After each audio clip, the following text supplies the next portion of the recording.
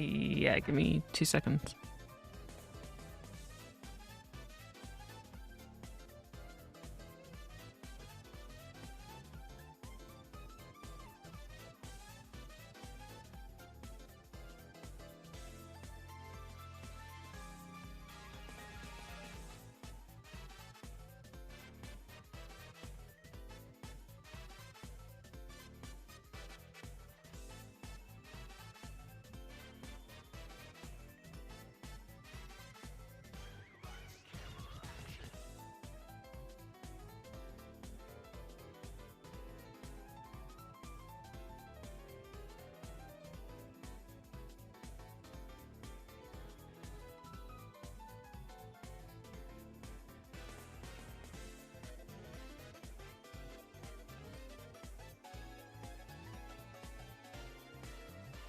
Hey guys, what's up?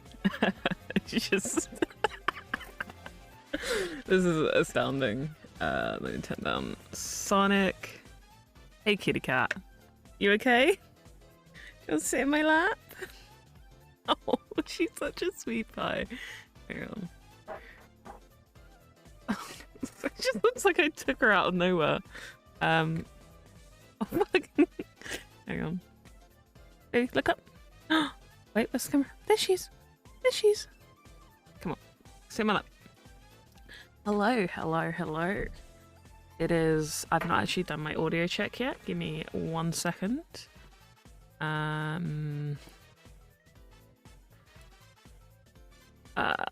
Monitor only.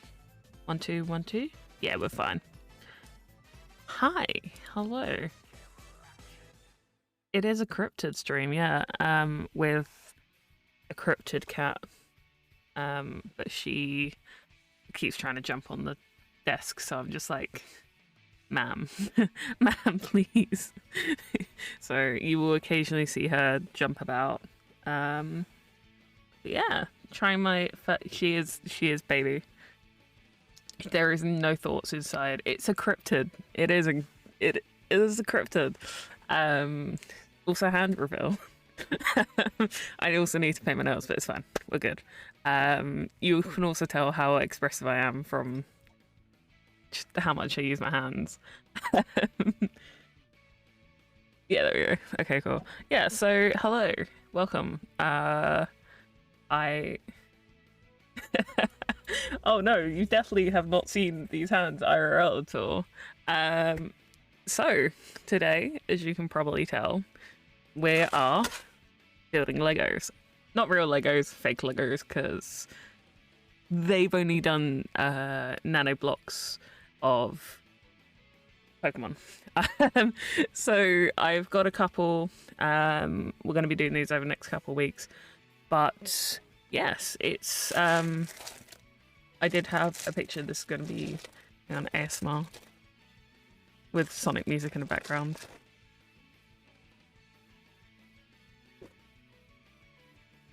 You're right, kitty cat.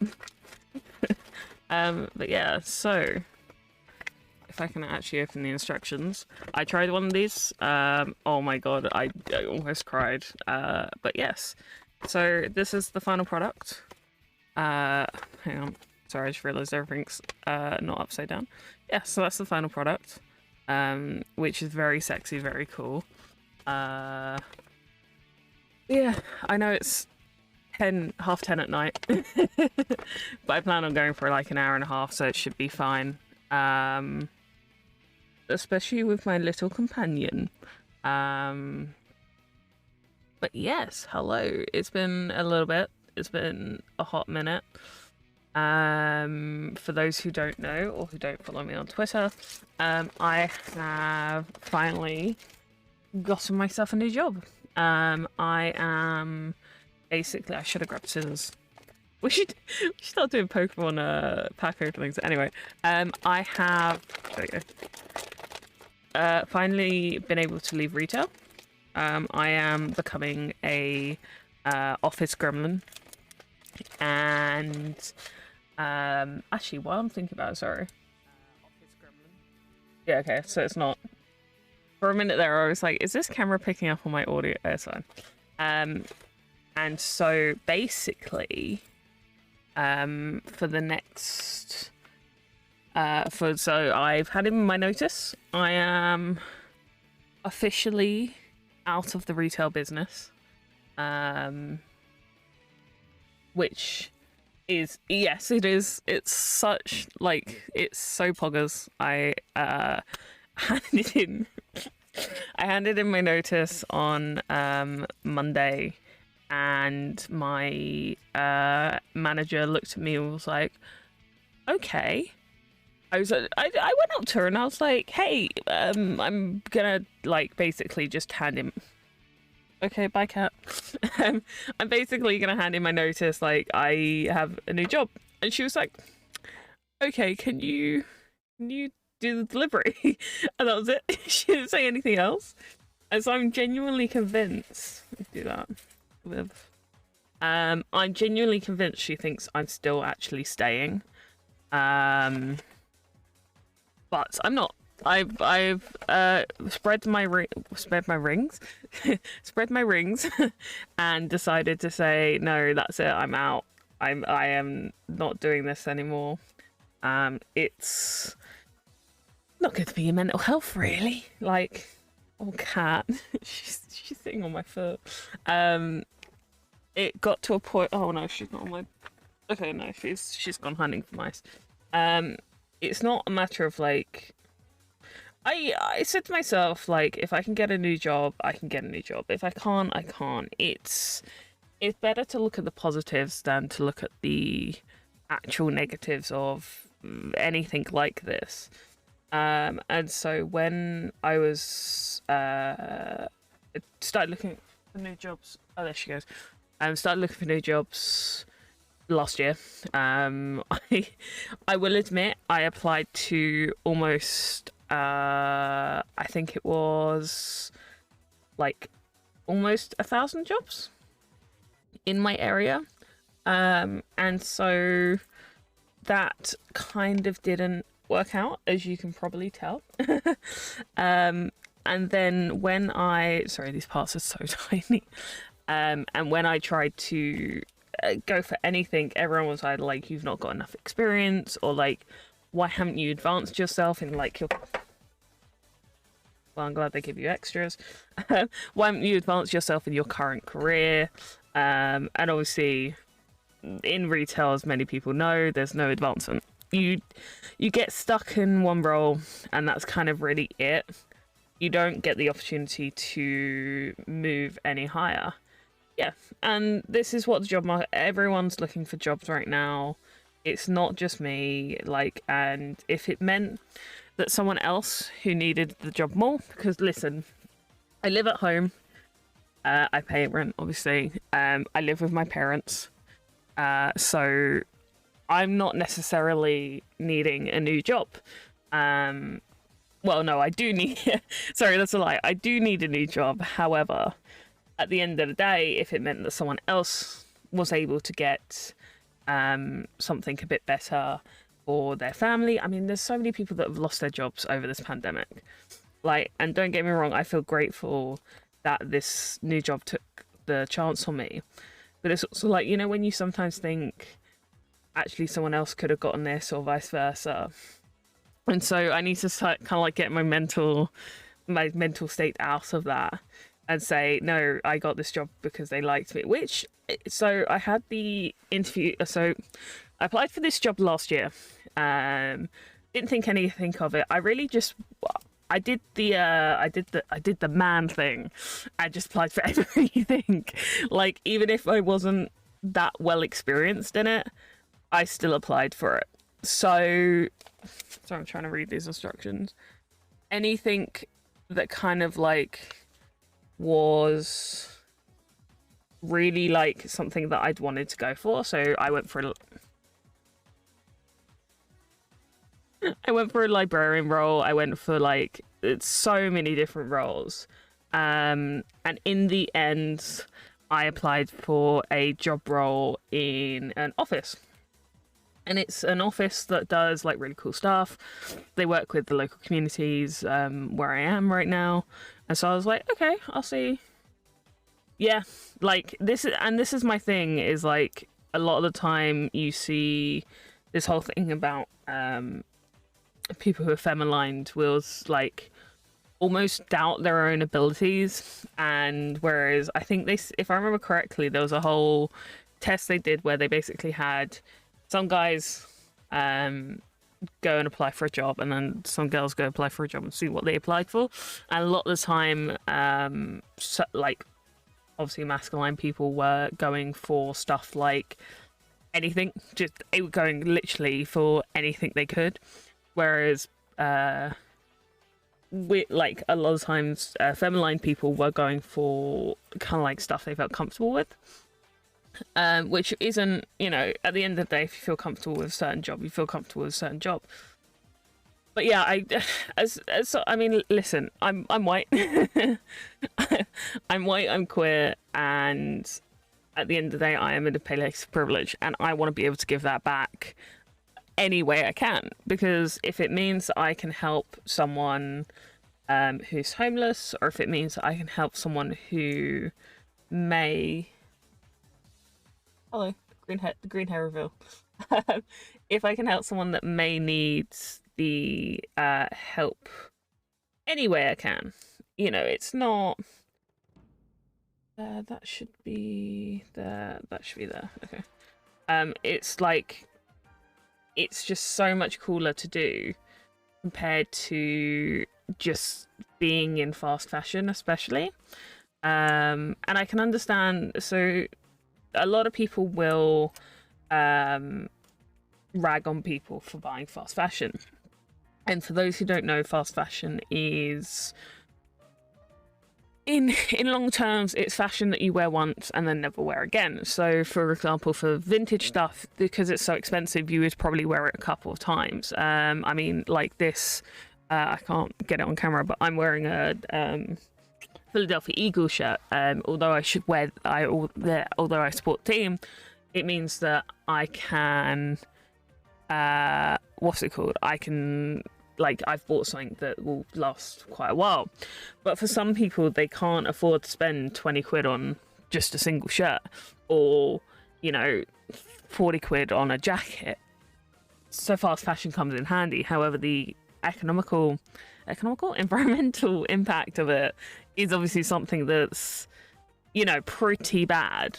But you don't change people's minds through telling them they're terrible people. You change people's minds through encouraging education, making people understand that, okay, like, this may last a bit longer if you spend a bit more. But as I said, some people can't. Some people literally have not got the money, especially after a pandemic where we have like where we have everyone, you know, being little shits. You can't necessarily afford to spend that money on excess amount of clothing. And so for people that can't, the rest of us should obviously pick up and help out where we can. I know especially with America, a lot of people who shop vintage are... What the hell? Just leave that aside. A lot of people who shop vintage also just sell stuff on Depop. Like, they'll buy it just to sell it on Depop, which is not the kind of like... It kind of sucks because a lot of the time when people... Obviously, like, this is very well known. People used to shop vintage when they were younger. And they specifically shopped vintage because their family couldn't afford spending, you know, 20, 30 quid on like a t-shirt from, I don't know, let's give an example of River Island. And so back in the kind of like 90s, 80s, a lot of the stuff that was coming from the 50s, 60s was a lot cheaper. Nowadays, people see money everywhere, which I can understand. Like, job stability is out the window. There is no job stability right now. And so it's understandable from that point of view, but also like up marketing and upselling stuff just for the sake of making money. It's not really why vintage is there. Like, you can make the argument that they know how, you know, they're buying it so they can do what they want with their money. But what's happening is that thrift stores, especially in places like LA, London, specifically Camden, are now 150% up marketing all of their stock. You know, a flannel shirt may have cost you £5, $5 back in the day.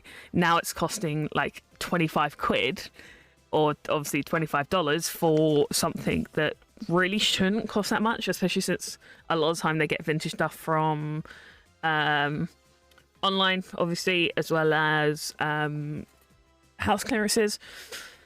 Specifically, house clearances for people, obviously, that are older and that have passed away for whatever reason. And so, a lot of the time with reselling, especially, I mean, we've seen this recently with the PS5s last year. Yeah, exactly. Like, you are specifically, this is like, and this is the whole thing with the classist attitude that people have when they say, oh, you know, I could afford it, so therefore it should be mine anyway. Well, that's not the attitude to have, because some people literally cannot afford to buy new.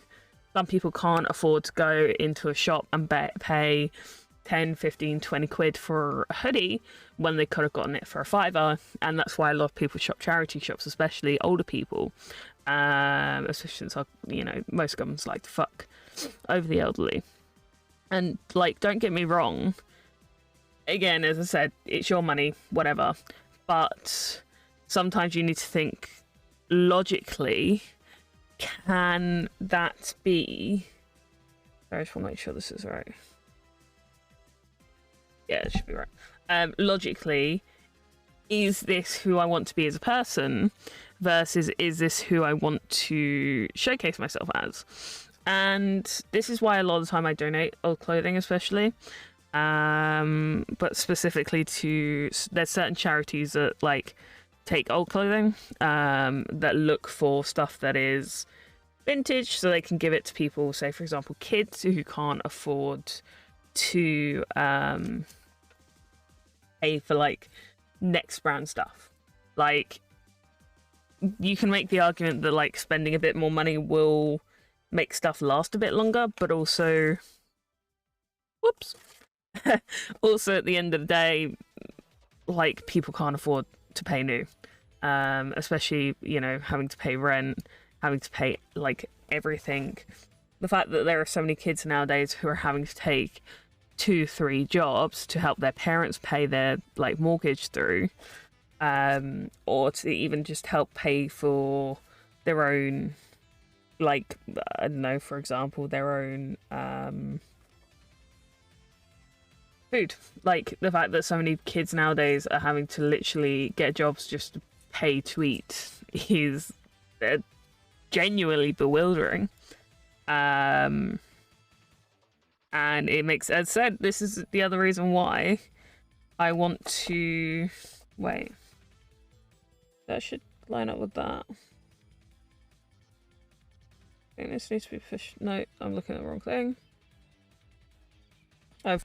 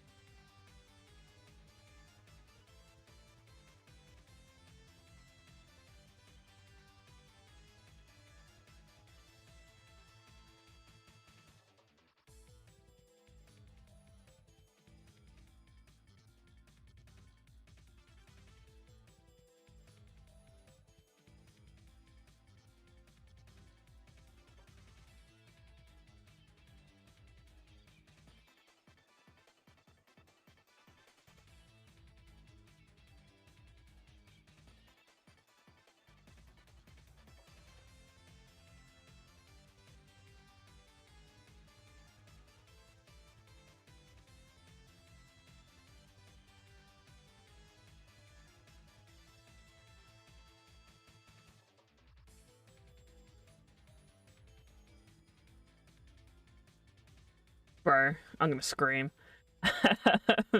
Thank you, thank you, thank you. For some reason, I need to get a new wire for this microphone. It's having it. Apparently, it happens a lot with the blue microphones. They do occasionally, fuck up. You know, saying like there's just a British advert during the Christmas holidays where basically there was a lot of. How's this gonna work? Oh, sorry, give me 1 sec. Am I missing something from there?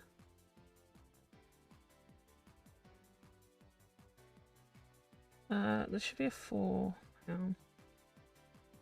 This is what I mean by this is the most confusing thing sometimes. Oh, okay, I see it. Yeah, so there was a advert during the Christmas holidays where basically like Salvation Army were doing their usual shite. And I sat there thinking, after everything that's happened this year, I get why. But also, yeah, I don't know. The fact that they will say, no, you're the wrong type of older person because that person is trans or a part of the LGBTQ community. It just rubs me the wrong way. It feels like as a charity, you shouldn't exactly pick and choose who you're helping. And obviously people then come along with, well, what if that person was a Nazi? And it's like, well, that's a hypothetical. That's not, happening. And second of all, they'd probably accept them. Like, not to be pedantic, but that's the kind of, thing that's happening nowadays.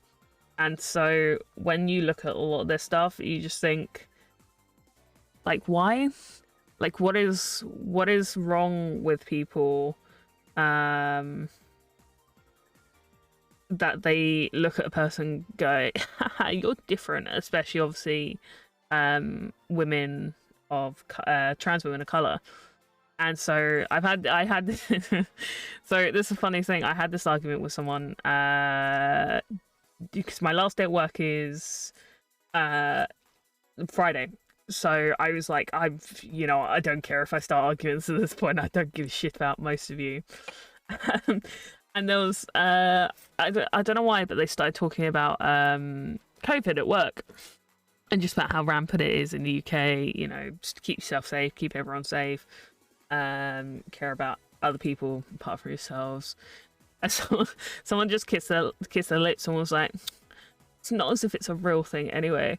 And I was like, hey, did you know that studies are now showing that actually if you catch COVID, your brain use goes down. Oh wait, you don't probably use your brain anyway, so it wouldn't matter. And she just looked at me, and when it's like the kind of like DVD logo where it's just like, bup, bup, bup, and it's like waiting for someone to like make understand what was said to them. And then literally like a minute later they were like, DVD logo rich and corner, hey. And I was just like, what? It's funny. And she was like, it's not as if COVID affects my generation anyway. And I was like, COVID affects your generation most, but didn't hear that from me. And that is one of the reasons why getting out of retail is the best thing you could do for your own mental health. Because half the time it's just like, you can't, like, these people just can't be argued with. Like, they're just type of people who will make a big deal out of everything and nothing at the same time. And so half the time you kind of sit there and think, what is happening in that little brain of yours? And it's nothing. There is nothing happening in that little brain of theirs. That should be... it's coming together, to be fair. You can see EVs. You know how tempting it is to just start going feral at work. Like, the amount joking aside though, I have become the worst goblin this past week. I've just literally stopped caring. Like, I kind of did care about work because, hey, I don't want to get fired. But now I'm just sitting there like, I'm literally going to make this the worst experience for all of you managers, and I do not care. Like, it's really funny. 3 of us are leaving this week. Exactly. I'm not relying on them for a reference, so I don't exactly have to be nice to them. And wait. Oh, it's not a 2, that's a 3. Oh my god. Come on. Not you. So the whole time I'm just like, "What are you gonna do? Fire me?" And they're like, "Well, you've kind of already been fired." And I'm like, "Yeah, exactly. Fuck off." But the whole time I'm just like, "Oh, fucking boo-hoo." Like, the amount of people that have been like to me, "Oh, we're gonna miss you." And I'm like, "I'm not gonna miss you. I don't even know who you are." Like one woman came up to me today and was like, "It's really sad to hear that you're going." And I was like, "I've never met you in my life. Who are you? Like, where have you come from?" And so the whole time I'm just like, yeah, I'm definitely going to miss you. Don't worry about it. So, yeah, so to get back to my original point. Sorry, coughing. Like the Pokemon. Yeah, like, to get back to my original point, at the end of the day, I do not give a chutzpah about this job. And if they want to get, like, angry at me, I don't really care. I'm going into something that actually means a little bit more than just retail jockey. So, and like, don't get me wrong, I am not, like, at the end of the day, retail is a decent job for people, and people should be paid the right amount for the job they do. Like, you do the same amount of work as a manager a lot of the time because you're running your own department usually. So it's not as if you're doing anything less than them. So why aren't you paid a living wage at the most? I mean, so we do exit interviews at our place. And basically an exit interview, for those who don't know, is an interview you take where you are leaving from a workplace for whatever reason, whether it's, you know, to do with like actually getting a new job or you moving away or whatever. And so I had my exit interview. Oh, that should be a little thing there. This should, wait. You know, we'll keep going, it's fine. Yeah, so I was meant to have my exit interview. I didn't realize I was going to have it quite so quickly, so I had it straight away as soon as I gave in my notice on Monday. And they ask you questions like, oh, why are you leaving? You know, is there anything that this place can do better? Stuff like that. And the whole time I was like, yeah, there's a lot this place can do better. And the person doing my interview was like what? And I was like treating people like they're actually human. And she was like, oh.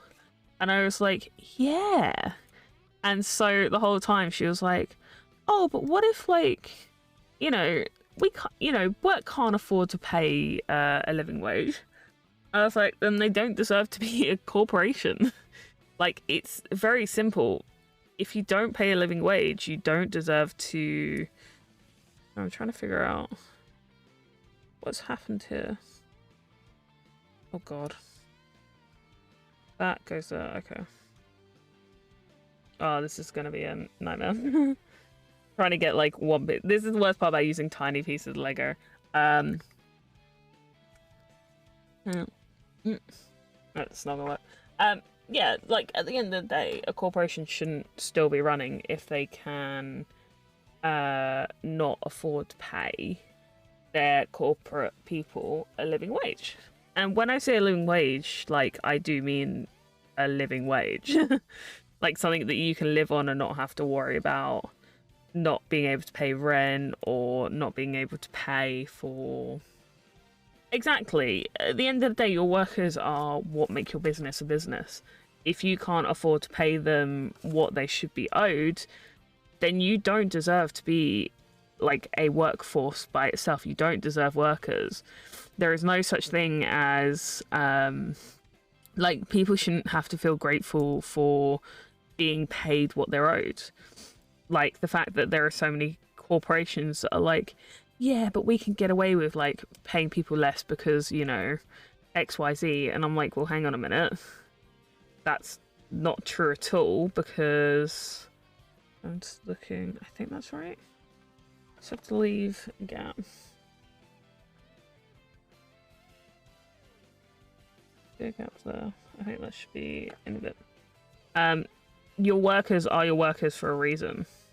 You know, they're not there for you to abuse and use, whatever you may think. And people who say, oh, you know, retail is just for kids who can't get a real job. It's like, well, actually a lot of elderly people, which is, you know what, this is one of the worst things that I've like heard as an argument, is that people are like, oh, it's just the elderly that work here. Yeah, because they can't, their pension isn't enough to sustain what they have and how they're working. So half the time you are basically saying you don't see these people as like people. Hey, kitty cat. You don't see these people as people, which is even fucking worse. Like, if you don't want people to get annoyed about it, pay them what they're owed. It's rocket. It's so much like rocket science. Like, it's just so innately obvious. And then you get corporate come along and be like, yeah, but then all of our bonuses are really small, and it's like, so fucking, the fact that y'all get, yeah, literally, like, I think out of everyone that I worked with, most of us were young, and then the rest of the people that worked, like, so for example, everyone that worked on the weekend was young, everyone who worked weekday was relatively older. And so for a 9-to-5 job, the fact that you can't afford to pay your rent even after doing 9 to 5. So our job basically doesn't allow you to do more than 3 days of overtime, which basically means, say for example, if you work at 7, you can't do 7 to 6 the whole week. You can only do 7 till 6, maybe 3 days, and then do your normal shift, which is usually 7 to 11, for example. Like, just as an example, because that would be what's considered the stock filling shift. And so I think there's a piece missing this time.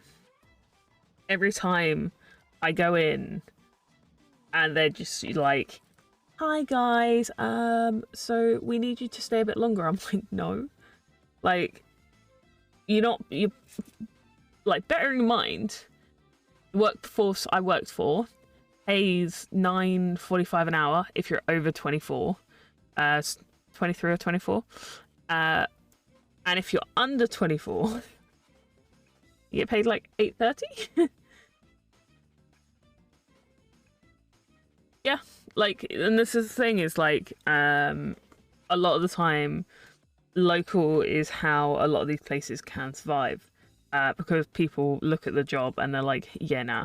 I mean, for the amount that people do within these jobs, the fact that, like, bearing in mind, overtime is paid no matter what, but you don't get paid.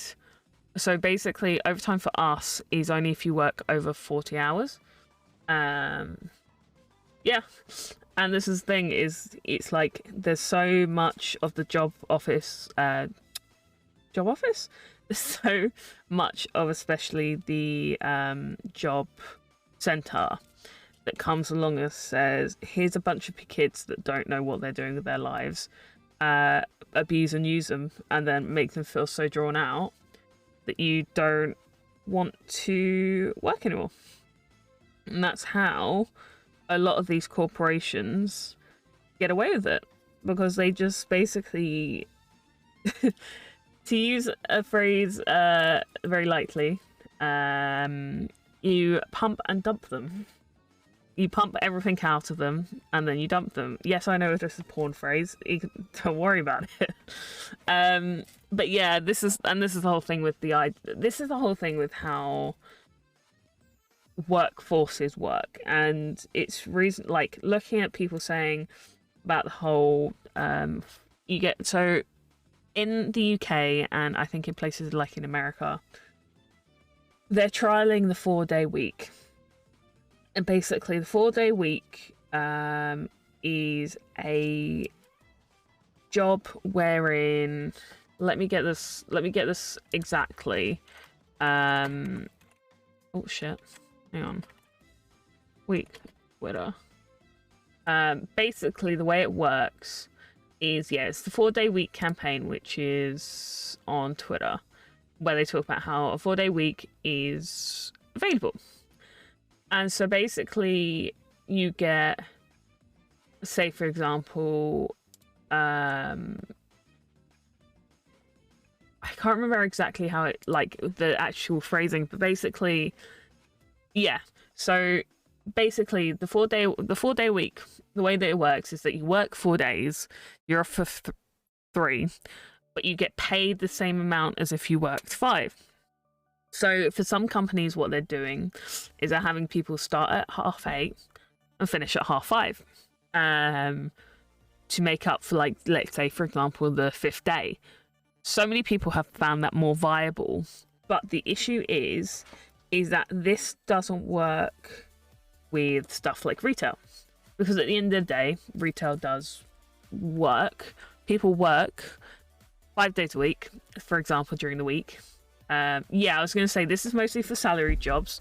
This is mainly for office jobs, especially.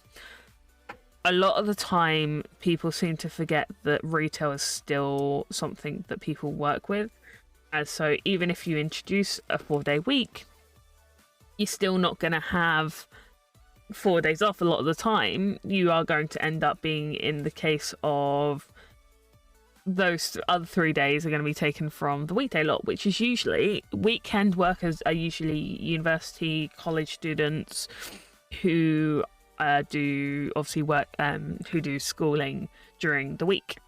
So they can't work on Fridays. So for office jobs, fine, perfect. Like, this is going to be a really good example to set. And like people have said, please don't mess this up for us, because it would be amazing for people to be able to do 4 days of work but still get paid for 5, which is what it should be. I think in places like Finland and that they do it.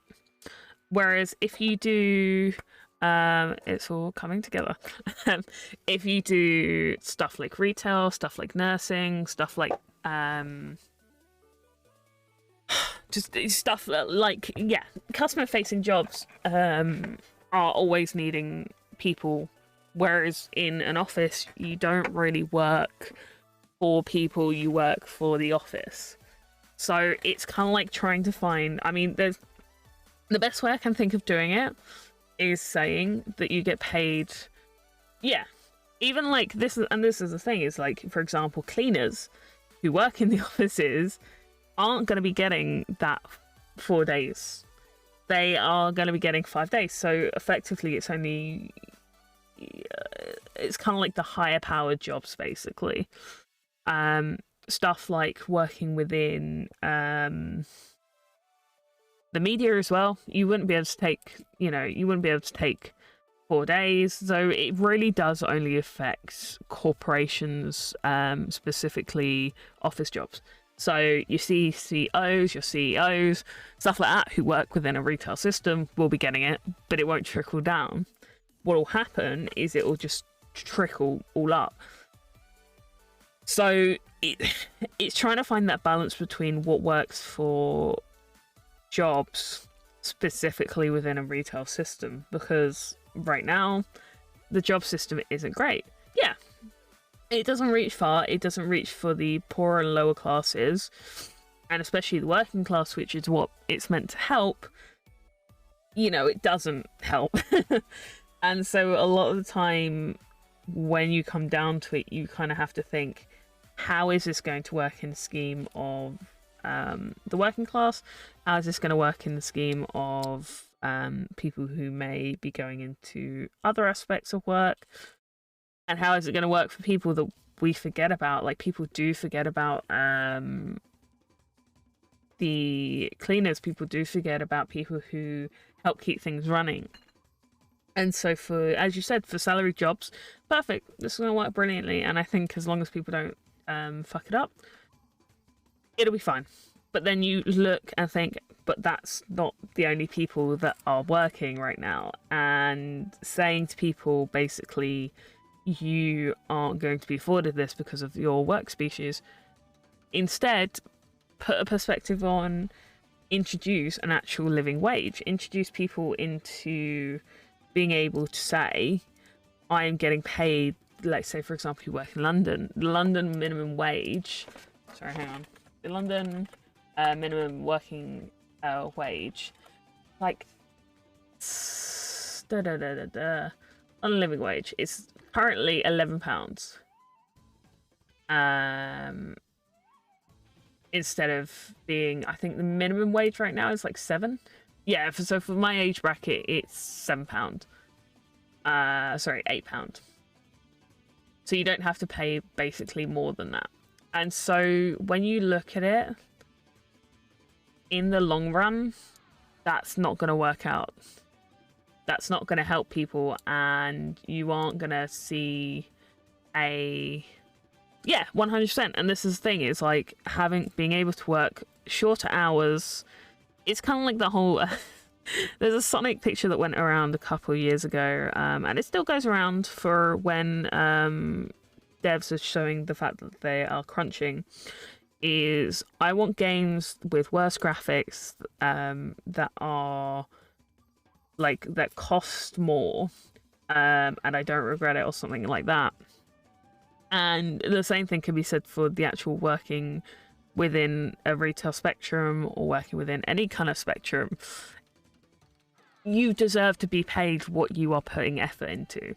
And even if you aren't putting effort into it, you still deserve to be able to live within a minimum, like within a comfortable life.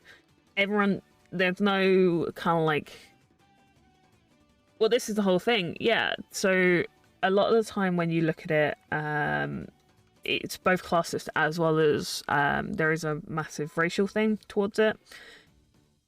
A lot of the time, the lower paid jobs are taken by people who aren't white. A lot of the time, they are not afforded the opportunity to show that they can be who they want to be, because the job will say to them, basically, you can only work within these certain parameters. Especially when it comes to disability. And I remember seeing something on Twitter recently which made me think about it. And if you think about it, a lot of these things are like, even if it's not to do with lifting, like say for example you're a till member, they'll still advertise a job as you have to lift things, because they want to basically make sure no people on disability or people who are disabled will apply for it. And so effectively we still are living in a stage where a lot of people aren't afforded the opportunities that they should be able to be afforded, because of who they are and because of their quote unquote inability to provide for a corporation. Like, at the end of the day, everyone deserves a minimum, everyone deserves a wage, everyone deserves like something to keep them going. Personally, I think that a lot of people shouldn't have to worry about, and this is a bit controversial, people, especially people on disabilities and people who have disabilities hidden, otherwise, anything like that. I don't trust the DWP to analyze any of this. Personally, I don't think they should have to work. I think they should only like work if they want to. Whereas so many, there's a cat here. Whereas so many corporations say actually these people need to work to prove that they're useful to the society. Bro, they're just like, people with disabilities are disabled. Like, even if they wanted to work, they shouldn't have to work to prove anything. and this is specifically, especially with older people who can't live on their pensions. Because I'm gonna be honest, looking at like, so my brother is just disabled. I'm not gonna go into obviously details because that's his story, but basically his pay is ridiculous. Like, honestly, I look at it sometimes and I'm like, they expect people to live on this, especially since you have to pay for your own people to come in. You have, you know, the like companies don't pay, not companies. Trying to remember. Oh my god, my brain has gone numb. I've suddenly become smith brained. Yeah. Well, you know what, right?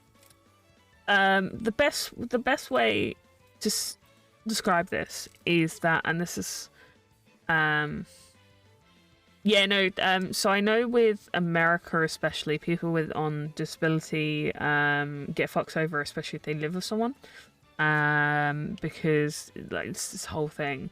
But within the UK aspect, the best way I can describe it, and I think the best way that people don't exactly realise, is that so obviously we're in a pandemic. It's been like this for fucking 2 years now. The best way to explain this is last year, and big trigger warning for eugenics here, the government decided to come out. Well, they didn't come out, they did it very quietly because they knew they'd get into a lot of shit. They basically said that anyone with hardline learning disabilities that comes in will be put on a DNR. And for those who don't know, DNR is a do not resuscitate order. This happened April of last year. It was either April 2021 or April 2020. I think it was April 2020. Here it is. No, yeah, it was last year. And basically people with learning disabilities were given a do not resuscitate order during the second wave of the pandemic. This came specifically from people with learning disabilities and their carers, who basically said the government pretty much, you know, said, we don't give a shit. We can see this more effectively now from the fact that the government has now basically said that they are going, well, they haven't said, they've basically implied that our government specifically, the UK government, is now going to be following the idea of herd immunity, because of, they can't afford to push for anything other than that. So basically, they've come along and said, we don't care about your livelihood, we don't care about you as people, and unfortunately, the as we can well see from the fact that there was a load of people going to protests within the context of a lockdown that never happened, that the government just don't care anymore. And we, the people, to steal the phrasing from it, you lovely Americans, need to take things into our own hand by actually giving a shit about other people. This is incredibly... Sir? Please don't fall off. This is incredibly difficult for British people, because British people don't give a shit about anyone but themselves, as is shown by how much our media likes to focus on immigration instead of, you know, giving a shit about the people like that are coming over here on boats and almost like a lot of the time unfortunately passing away. And so I like how I said, like, in my street, like in my thing, we're going to talk about Pokemon. Yeah, no, let's talk about eugenics, guys. But the thing, listen, the thing is like people say, oh, you should be proud of your country. For what? I'm going to be honest, there's not necessarily anything to be proud of within the context of the British Isles. What you can be proud of is, like, for example, recently there was a protest within. So they were doing a Zoom call for the government, and I've tweeted about this. And basically, Elliot Colburn, Preeti Patel, and that were in a Zoom call talking about the. For those that don't know, there is currently a bill that's called the Policing a Crime Bill that basically wants to make peaceful protests illegal to the point that the police, if they think that you're coming from a protest, whether it be left, right, central, whatever, they can arrest you and keep you detained because of disturbing the peace ideas. They said this was specifically aimed at Insulate Britain. And listen, at the end of the day, the infrastructure on the roads is being highlighted by them. So it's the whole other point. A bunch of activists from a certain activist group, I can't remember the name exactly, joined leftists, according to Elliot Colburn, and they basically pretty much just like were asking questions, saying like, why do you think it's okay to get rid of our right to protest? You know, the legally gained right to protest. This is what a lot of especially like people have protested for, is to actually make it equal for others. Not that this works, but you know, hey. And basically, long story short, like they basically blamed it on the leftists. But the moral of the story is the government does not give a shit. All the government cares about is making money off the backs of us. And so stuff about, like, especially patriotism, like, I'm not proud. I'm looking at this as, oh my god, it's awful. Hang on. Sorry, this is the wrong way. Oh my god. Literally, like, Evie's ears. Gabriel. You're right, though. Protesting is very much a leftist thing. Only leftists ever protest, obviously. And in the bright old words of someone I will not say the words of, you should be proud of your country because people died for it. Bro. People died for a war of capitalism. Effectively talking about the Iraq war. But listen, if you want to be proud of your country, you can be proud of your country. But I personally, I'm looking at these ears and they're fucking terrifying. I'm personally not, and I think we should be proud of local. You should be proud of a local community rather than a generalized idea of Britishness. Like, what defines Britishness? Oh, you come from Britain. Well, quite a lot of MPs aren't British. Like, in the terms that they want to use, quite a lot of MPs aren't then considered British. So effectively, you have basically done a turnaround turn. So, like, and this is the whole thing with people saying like, oh, it's just what's it called? It's just oh, wrong. Yeah, that's right. It's, you know, it's just the leftist thing. Okay. Well, we're fighting for people's perspectives and rights to protest and be happy with who they are. Y'all are just sitting there being like, quite literally. This is the whole thing, right? And this is what makes me laugh when people talk about the idea of Britishness, encasing it within. Basically, people saying Britishness is white people within Britain, is the fact that you want to like care about the history behind the British Isles.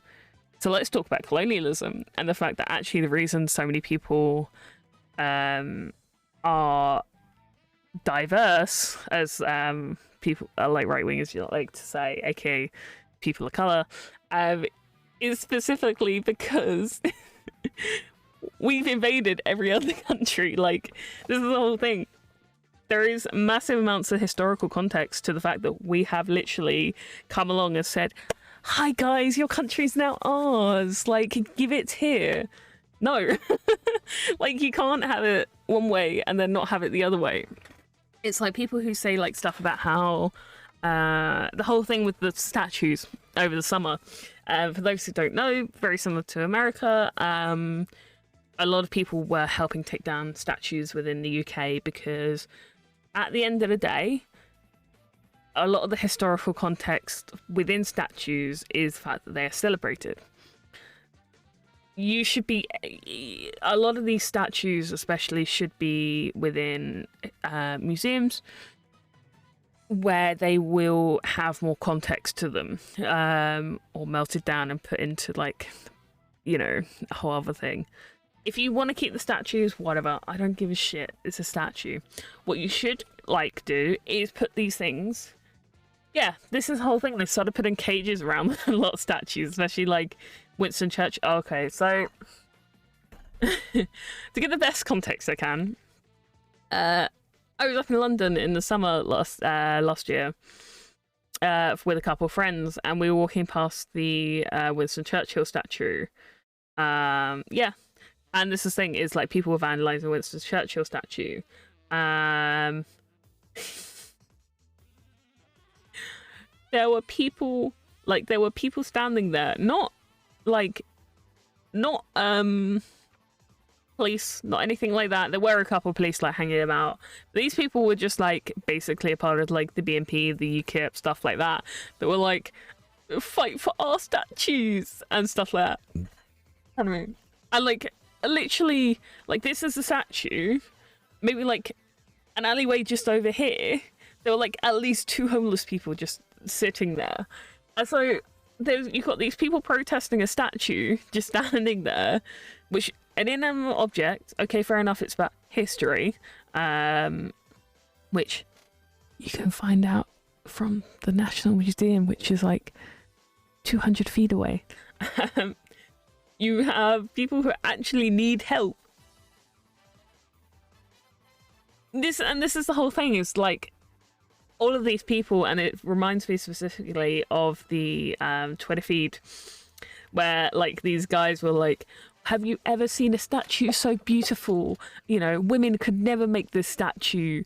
And it was actually an specifically Chinese, I'm pretty sure she was Chinese, artist who had made the statue. Like, she had literally sculpted the statue, and people were like, a Chinese female artist made this, you bitch ass nerds. The same thing happens with these. Like, these people are celebrating an idea, and I wonder what that idea is. It definitely couldn't be, you know, definitely couldn't be celebrating colonialism. No, they would never do that. They're not racist. They have a black friend.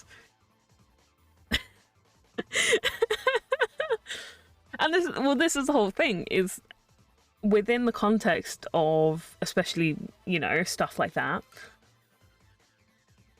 a lot of like women were involved in the arts, especially within the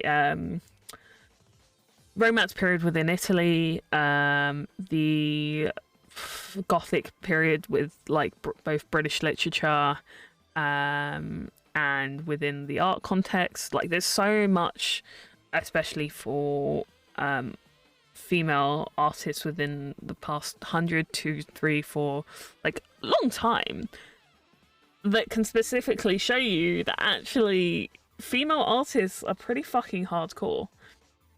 And like, a lot of the most famous art, people say, is like, oh, it's this art, it's that art, with actually quite a lot of female. I mean, I've got a book above me, which is literally women within art and women, art and society, that I bought for my uni degree.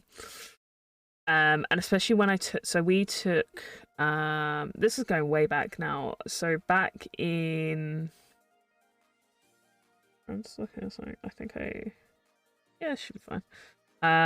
Back in like uni, I took, oh, I know why this is fucked. I was like looking at this, like, what has happened here? I forgot to put a piece in. When I was back in uni, we did about women in film. And this was like, yeah, this was British women, this was Eastern Asian women specifically, and also American women. And I remember this guy from my year got so like uppity about it all. Oh, hang on. Oh god, I'm breaking everything now. There's this Eevee. This look, this Eevee is a little baby. Then boom, no ears, no eared Eevee coming back at you. Oh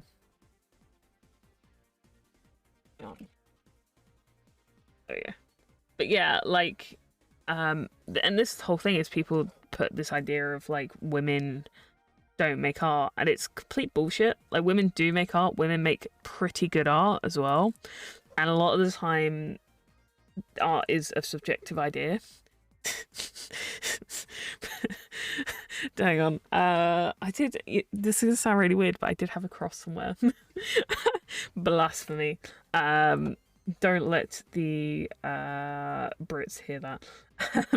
But yeah, no, so a lot of the time when you come down to it, like, art, as we know, is subjective. Art isn't something that is meant to be... I said understood. Oh my god. No. Back. Where'd that go? Did that drop? Oh, well. I have no idea where that went. Also, like, real... Well, Eevee might actually genuinely be earless. Well... Fine. There's enough to keep going. Yeah, so the thing is art, as we all know, is subjective. Art isn't something...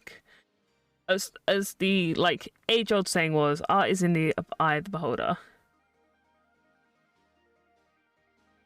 Oh god, okay, yeah, no, I get where you're coming from. Oh.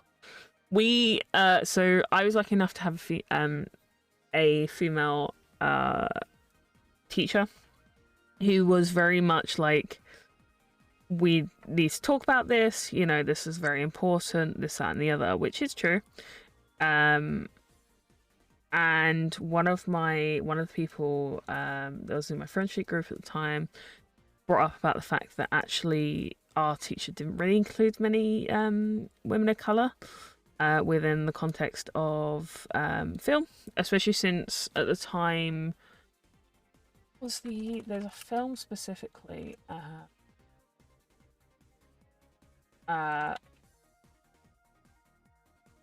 what was there's a film wait for me sleepaway camp back in the 2000s, not Pose, not Happy Birthday Marcher, Tangerine was a film made on a iPhone, right? Yeah, it was completely filmed on a iPhone about a sex worker and her best friend, basically, to cut a long story short. And basically, like, we were talking about how that just come out, I think, like 2015, so it would have come out 2 years before we started this course. Yeah, and this is the whole thing. It's like there's so much where you can talk about, especially people of color, and so especially considering most films within the context of white women are about the pain of being a white woman, which fair enough, you know, but also like there is a lot more to it. But we were talking about how she could talk about like so many different films, and in the end she was like, we'll change the course for next year and we'll try and incorporate some of these because they won't be as new. And so I was like, okay, cool. But also there is so much more you could have done here and so much more we could talk about. And like, yeah, it was a short course. It was only for about 4 months, like within the context of my course. I was just like, we could do so much here, and yet you're not. Um, and so the whole time I'm just like, there is so much you can talk about, but also it feels like sometimes you do just need to listen. And I was talking with a friend about this, with the context of we were talking about how people learn history within queer history specifically from places like TikTok. It's like it's all well and good for people on TikTok to talk about things, but sometimes you need some what's it called? You need some actual backup sources. The worst part is a lot of the people that would know about our history, you know, had a small little issue in the like 70s and 80s called the AIDS epidemic, where the government just stops giving a shit about everyone. A bit of a repetition. And so at the end of the day, like, you see these kids like talking about like their history and stuff like that, repeating a lot of turf rhetoric, and then wondering why like people get annoyed at them. And like, don't get me wrong, like, I was the same. I'm very open and honest about the fact that like when I was younger, I used to believe in true scum rhetoric. I was never a 4chan person, like never, but I did fall into the category of being groomed within the true scum community, specifically by a lot of the kind of like how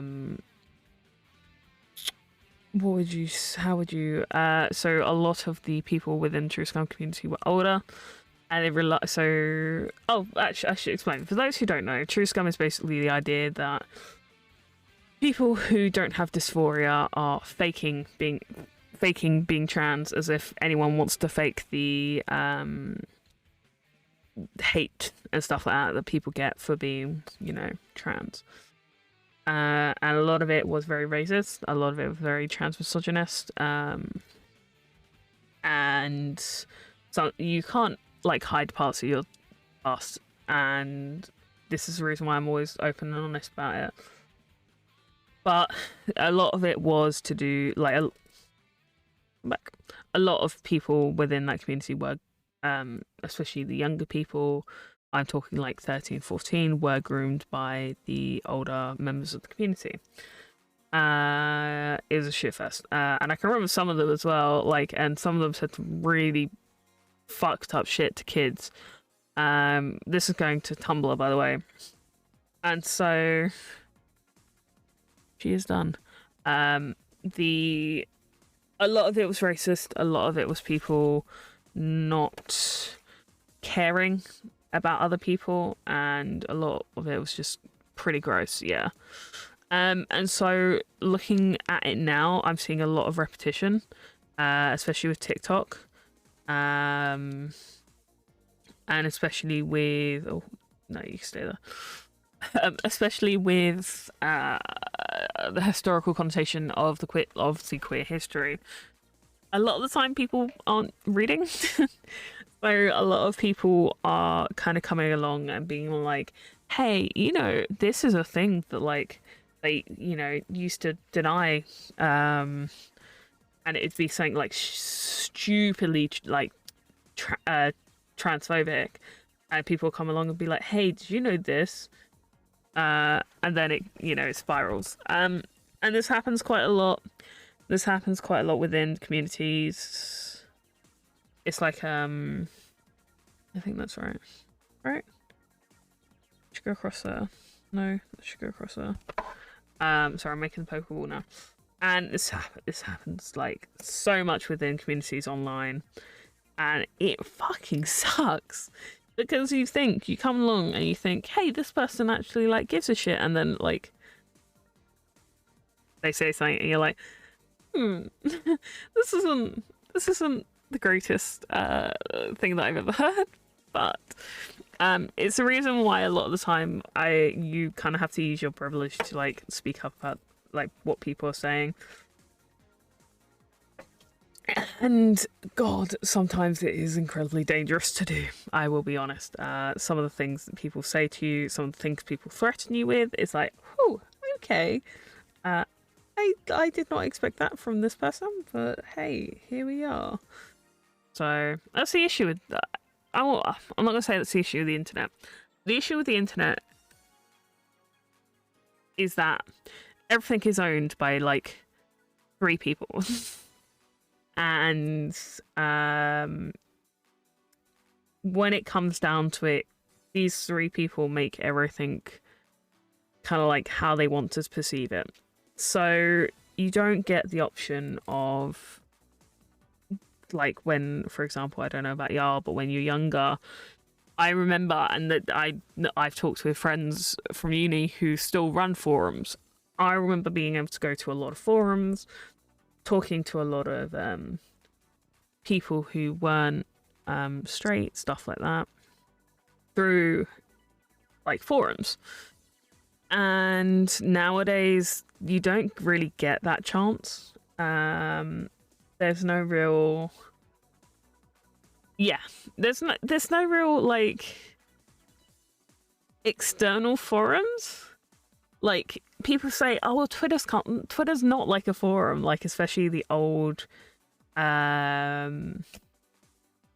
view of forums, with the fact that you were able to, you know, basically like find so much information about shit. I remember the first time I came across the GameSpot forums when I was younger, because I was looking for help with 100%. And that's the thing, is like I remember asking something really like silly on one of the forums, and someone got like not really aggressive, but just like really like, oh, you're so stupid. And then someone else came along and was like, hey, we were all new sometime. And like you don't really get that feeling nowadays, especially when it comes to stuff like video games. And like even like group chats, even like stuff like Discord isn't the same sense of community as forums were, because it could be like someone that never logged in again, or it could be someone that you've like known for ages who like, you know, comes out to you or whatever. And so there's such a different perspective with forums than it was obviously back then. And I feel like a lot of this is nostalgia goggles. But like so many people I know have said the exact same thing. They have said like, I miss forums because of the both sense of community, the ability to actually be like, hey guys, like, you know, especially, you know what, right? I think it was for me, it was the Neopets forums, like once upon a time, where, so for those that don't know, I think a lot of people should know what Neopets is, but if you don't, Neopets was a game from the like 90s to kind of like the early noughties, and now they sell NFTs, where basically you you adopted pets, and a lot of like Zoomers, a lot of millennials remember it very fondly. Not so much anymore. But basically, they used to have these forums where you could... Oh, bro, honestly, like, and this is the thing, I feel so old, like, talking about this. Back in... Yeah. Back in the 90s... Back in the 90s? Back in the 90s. A lot of forums were run by individual people. I mean, a lot of the time, that's how you learn your first bit of coding, is through forums. Especially if you made your own, like for example the Buffy forum that used to be around, and that's very cursed now if you look at it. And basically a lot of the forums were people just talking about like the kind of like same stuff they liked. So for example, you would have forums for like Pokemon, obviously, like some of the biggest ones were obviously for... It's kind of like the early version of a fandom. And there was so many for Star Trek, like a ridiculous amount for Star Trek. And so a lot of the time you would kind of feel a sense of community, but it wasn't. So nowadays what a lot of people talk about, and you'll see it quite a lot on Twitter, is about how a lot of the time Twitter and places like that praise things through the algorithm of highlighting real life stuff instead of, for example, artwork, stuff like that. Whereas forums, where it was a bit different, you'd have dedicated areas for art, you'd have dedicated areas for wait, there we go. He's a little smiley boy. You'd have dedicated areas for like completely, like so much different shit. And so a lot of the time, you would find people that like appreciated you. I mean, you still had like the DeviantArt forums. You had, like there's so many different ones now. There are still some around, but it's not to the extent that it used to be. I mean, this is the issue with the sanitization of the internet, and how everything, you know, you have parents who will just let their kids sit on YouTube and just watch everything. And so even though you aren't necessarily, like, you're not safe for work, your stream is still, like, for example, your stream, like, streams nowadays especially have to be sanitized for a lot of kids that are watching. I mean, you can see it from the popularity of things like Dream, and that's to do obviously story making and stuff like that. I mean, back in the day it used to be Markiplier. Oh my god, the creepypasta forum was amazing. Actually, you can still get the there is, hang on, I've got it somewhere. Where is it? Yeah, creepypasta.forumcommunity.net was the one that a lot of people used to use before it went Italian. But yeah, so a lot of the original creepypastas used to pop, like Slenderman originally came from a forum. There's so much shit that originated within the internet context that came from forums. Ben Drowned also came from a forum, which is weird to think about in context. But like, it kind of gave a purpose to people who wanted to spread what they'd made. And it was way before people kind of like, this was like, bearing in mind, this was like way before YouTube. YouTube started in 2008. Forums had been around since like the early 90s, when internet actually became like a pretty big thing. And a lot of forums didn't monetize their bases. So a lot of it used to be for the people, by the people, you know, the usual kind of context. And a lot of it was more for people who kind of like cared about what they were talking about. And so, but it was very welcoming for new people. It wasn't just a matter of like, you are like, you don't belong here because you don't know anything about this. It was, hey, you're new, yeah, cool, like, here's like a load of information about this like game or this fandom or whatever, or like this TV show. There was a Doctor Who one, which I remember experiencing quite well. And it was a lot of fun.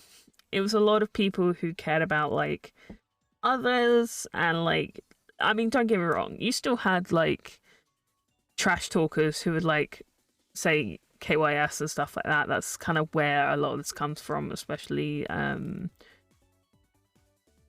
original games forums. But like, it wasn't to the extent that I mean, I say this, but it was pretty bad.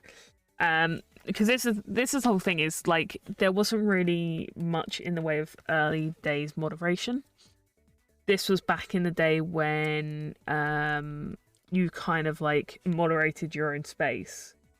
instead of it being automated. So if you reported someone and there was no moderators on, it wouldn't go down till the next day, for example. And it's one of the but they were also, a lot of the time they were human. So, you know, I had never realized that Pokeballs actually do have smiley faces. And so it wasn't kind of like, well, it's not a bad thing, because at the end of the day, I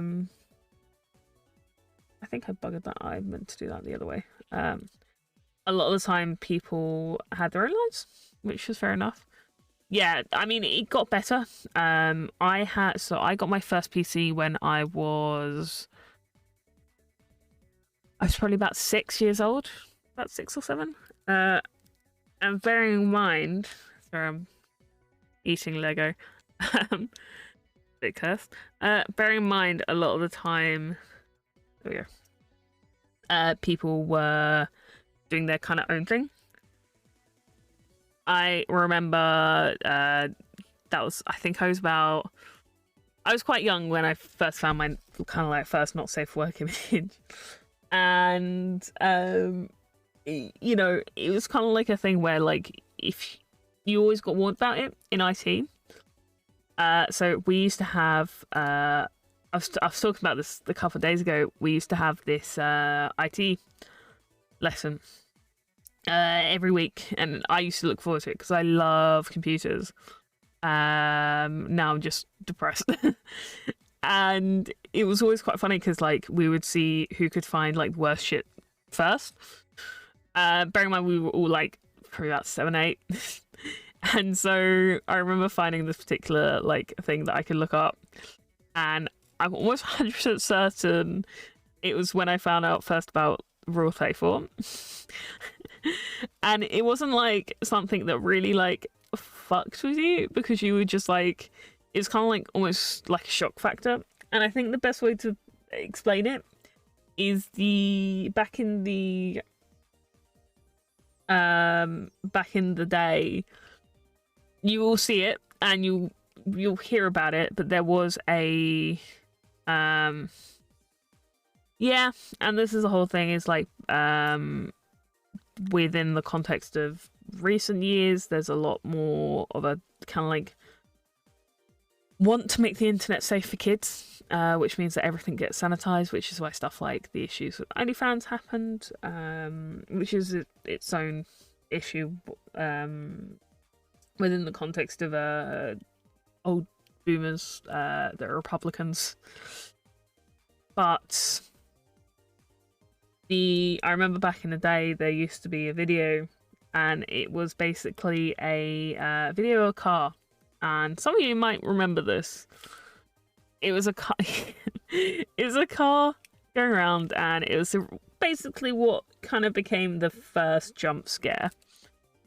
And for those who don't know, you had this little white car coming along. It was yellow, actually. And you would kind of show it to friends and be like, "Oh, I found this really cool advert." Yeah, I'm pretty sure it was either Peaceful Driving or it was an advert that was, I think it got uploaded. Yeah, it's called Relaxing Car Drive, and it's been around since about 2006. I think that was when it originally got uploaded, in 2006. And so a lot of the time, this is what I mean by you get extra also. That out of the way. That apparently fucking bitches in that context is misogyny. That's very funny. Yeah, so basically everyone used to show this video of this kid, this video of this car driving through, and there's a couple of other ones, but I'm gonna go to a quick commercial break. I don't have any commercials. I'm gonna quickly jump to a BRB screen. I need to pee, and then I'm gonna grab the Jolteon. So be right back.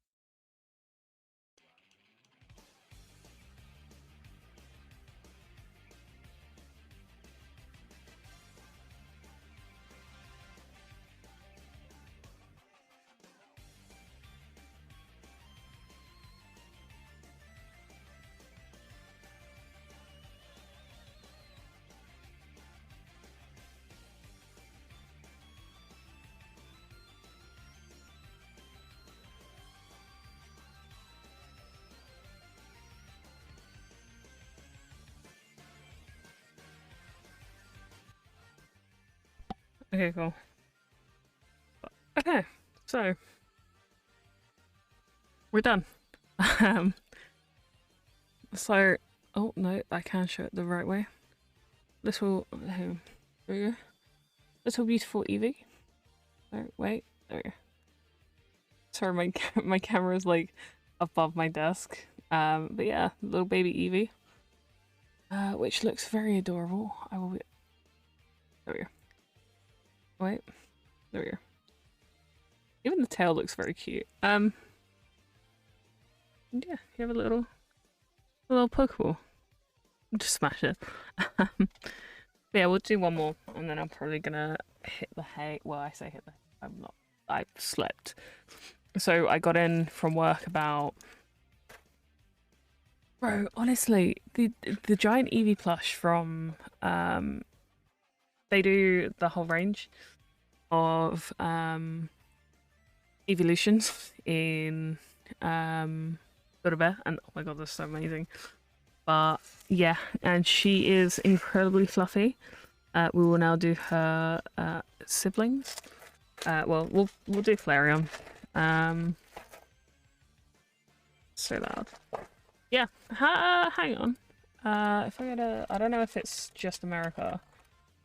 So just America. I don't know if it's just the UK. I know. Let's build better. No, it's still showing me the British one. It might because I'm not using my VPN. Yeah, no, okay. If I go to POKEMON.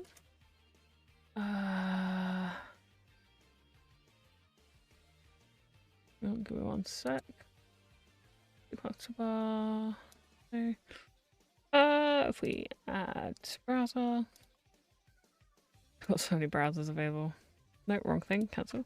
Very good on this. Yes. I should really have my like, what's it called?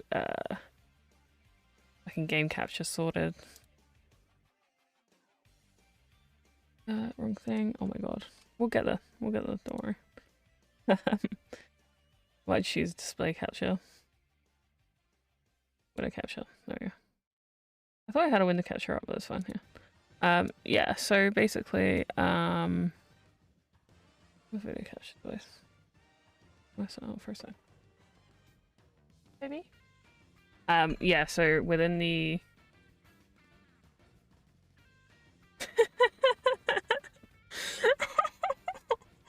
Get mashed potatoes. You should get beans as well.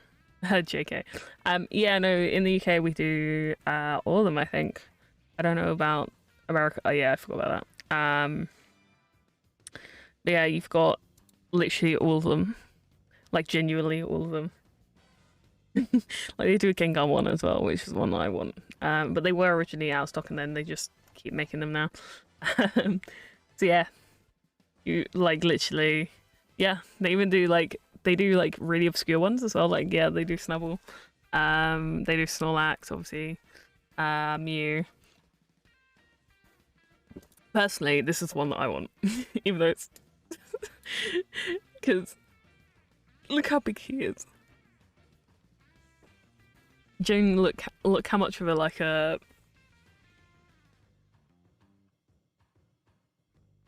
Honestly, yeah, that's one thing I want to do when I go out to America is I want to make a Build-A-Bear. Oh, actually, I forgot to say this. I'm going to be in America, October. So I've not actually told this new place that I'm going to be gone for 3 weeks, but yeah. So I'm going to be I'm taking my camera. Yeah, I'm getting myself a new camera because I need it for the new place. And I've been needing to upgrade my current camera. If we swap videos, back to video capture device. Wrong thing. There we go. I've got a Canon, but also this is my super duper old DSLR. Hang on, there we go. Which is just a fine pics. I think if I remember correctly, it's like a S650. So I've been meaning to get a new camera. This is from like the early noughties. And so I use it for filming a lot of the time, but I want to get one does pay monthly because luckily in the UK, hang on, luckily in the UK we have. Oh yeah, did you not? No, hang on. I'm sorry, go back. Yeah, this is my left hand. Hang on, there. You go.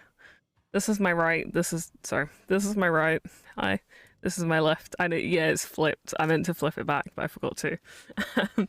Yeah, I'm left-handed. I'm ambidextrous, but I mainly use my mouse with my left. Yeah. Yeah, I. It's fine. It's definitely not. What's it called? Yeah, I can't do that. Like, it just feels weird. Whereas like this, it feels comfortable. Slash half joking. Yeah, but I use both. I use arrow keys when I'm playing games. I use arrow keys, and then like that's basically how I usually sit. I do that. That's genuinely how I use. I don't use like if I did that, I'd do that. Even that feels uncomfortable, whereas that like feels like that feels right doing that. But I mainly, this is the reason why I also mainly use a controller for most games, because otherwise it just feels really uncomfortable. Turn that. I like how like you just like, hang on a minute, what? Like it just works. It makes sense. In the context of these nuts, I'm king. But yeah, no, I've always been, well, I can't write with my left hand, but everything else I can pretty much do with my left hand. When I write with my left hand, I can, well, I say I can't, I can. But it comes out really like, it's like, for example, hang on, yeah, that's about right. Say like, it comes, because I'm not used to it, whereas like, that makes more sense. So I spelled something that you could read backwards. You can now tell if it's upside down or not. But yeah, I write with my right hand mainly. Yeah, I so all British people are taught from like a young age to, it's fine, I can scrub this off as well.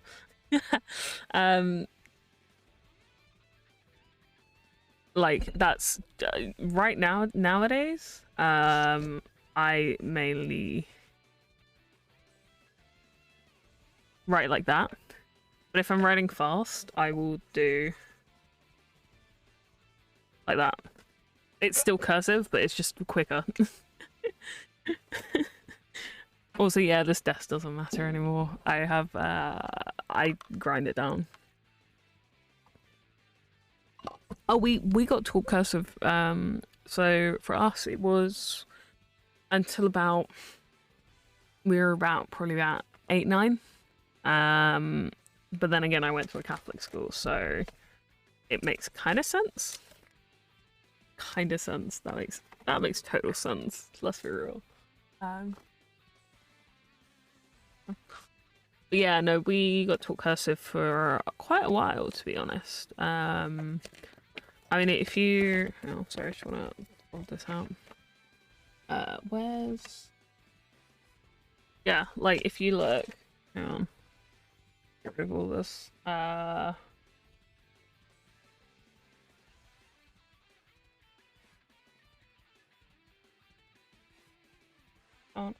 there you go.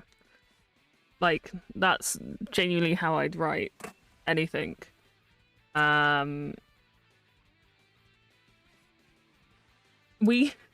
See, I went to a Catholic school, so like I went to a Catholic primary school, so they called it cursive because they're bougie bitches. And anytime you didn't write in cursive, they put you in detention. So, like, they taught us how to do like a and it's stuck with me ever since. My handwriting is kind of a mix of like make your own. My handwriting is kind of a mix of like make your own with cursive. Like when, I don't know, like there used to be a trend for us when we were younger, and I would say it's probably like the first like meme for us where we'd make our own fonts, and then you'd upload it to Tumblr. there's a really old video, and one day when I properly do like a face reveal or whatever, I'll like find it, where I talk in a when I talk with a British accent. I say like, I mean like proper British, the Queen's English, let's say. That's everything, isn't it? Yeah. But it was a whole like, it's called the accent meme. And it was yeah, here it is. It's from a page called Heck Yeah Tumblr Challenges. And this one's from 2011. Oh, please don't. I've literally got my hand, like, I've literally got my face in my hand. Receive pronunciation. Bro, I'm gonna kill. I am genuinely, like, anytime someone says, if you're from Surrey, your accent is received pronunciation. And it's like, I'll kill you. I'll kill you. Come here. Let me strangle. It's just the idea that like everyone who lives in London is Cockney, and then everyone who lives like, so imagine this is London, this is South London. Basically, there's no like, this is Cockney, this is received pronunciation. They have Croydon, where it's it makes me sigh. But yes, there is such a thing as a what? I don't actually also... Oh, I know what this is for. I think this is for like taking it off. Instead I use my teeth. Basically there's a whole accent thing about people being obsessed with the British accent. We call Britaboos? Yeah, it's Britaboos. This is going back a long time, by the way. This is going back to like the early days of like things like Tumblr. Like, I'm talking, when did I start school? I'm talking 2010. And people, you've probably seen the meme where it's like, I'm going to go to a British teehee, that's it, yeah. I'm going to go to a... I want actually, let me find this. The British... Was it British college or was it British uni? I think it was British uni. Hang on. This is like where my brain goes. Here we go. I found it. Open image, new tab. Go away, iFunny. Guys, you know, I want to let you know. I need to pop out that as well. One sec. There you go. I want to study at a British university. I will spell colour as colour and use degrees Celsius. I would watch Sherlock on BBC all night while drinking a cup of tea with my flatmates. I'll have fish and chips every day that's worth £5. I would go to gaff parties every night. I'm also more likely to meet Chavs, One Direction, Ed Sheeran, and the Queen. I wish I was British. And the thing is, right, so that comes from Hit Tumblr's Quirky Brittany. They were a troll that kind of like orchestrated it all, but that's basically where a lot of people's first exposure to teehees comes from. And I remember seeing it when I was younger. Bearing in mind, I used to be a stan of... I used to be like a super into I used to be super into Super Hoolook. Specifically, actually, I say specifically, a lot of the time it was just me and my friends who loved one of the characters in it called James Moriarty. And I like how that made someone leave. And so basically, a lot of the time we would end up um, chilling together, you know, talking about like these characters. And I remember someone going, "Oh, I want to go to Britain." Bro, I'm still there. Someone was like, "I want to go to Britain to see like all of the psychopaths," and I was like, "Oh fucking Christ!" And that's kind of like what made me think, maybe this isn't who I want to be. Because like the amount of people who used to be like, I'm going to get diagnosed as a sociopath because Sherlock from BBC Sherlock got diagnosed as that, and you know he's so cool. And then it turned out like most of these people were just literally like the worst people you could be around. And it always used to be really like funny because it's the same people who would be like, we need to take these things seriously, and you just come along and be like, hey gang, this person literally wanted a diagnosis because of a character. Okay, fine, we're fine, we're good. And so every time I think about it now, it just makes me like go, what happened? What like what kind of weird timeline were we in? Like you had people going up to St. Bart's. I say people, I was yeah. He also Moffat thought autistic people. Don't worry, I got you, bestie. Moffat just thought autistic people were not good enough for his show. Though to be fair, I can't remember, there was this whole thing with Benedict Cumberbatch when he did the Frankenstein on stage, and he said some stuff about autistic people, and I was like, oh, okay, gonna just move away from that situation. I can't remember exactly what he said, but it wasn't great. Like, genuinely wasn't the best thing. And so every time I looked at it, I was like, okay, a little bit weird. Just a little bit weird there, bestie. No big deal, no big deal. Okay, very big deal. Oh dear God, why do you keep talking? Kind of deal. It's quite funny though to see like the chart between people who were like into Super Hulock, who just go up towards their like most hated, like the people who hate the shows the most, but still like occasionally watch. I remember we watched, so a friend of mine was thinking about starting a podcast. And one of the things we were going to do is rewatch a lot of like the nostalgia, I say nostalgia, style stuff from like when we were like not necessarily kids, but like kind of going back to that, reminiscing, stuff like that. And I was like, yeah, we'll watch the first episode of Sherlock. We did that.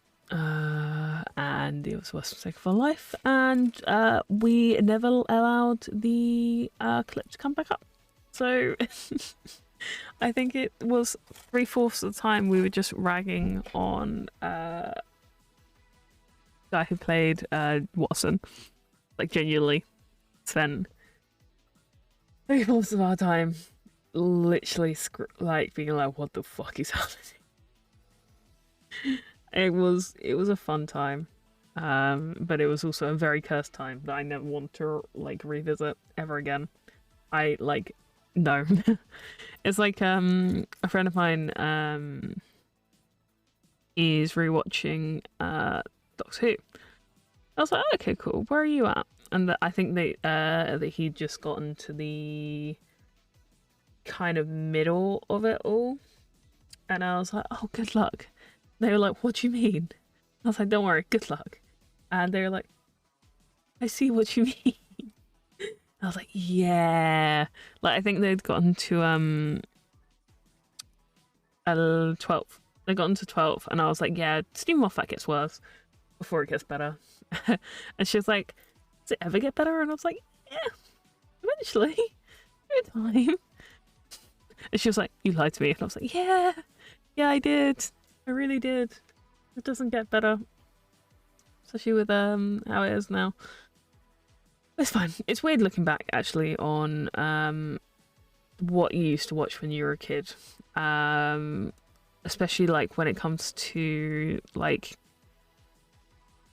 stuff like Doctor Who, like Super Who and shit like that. Like we rewatched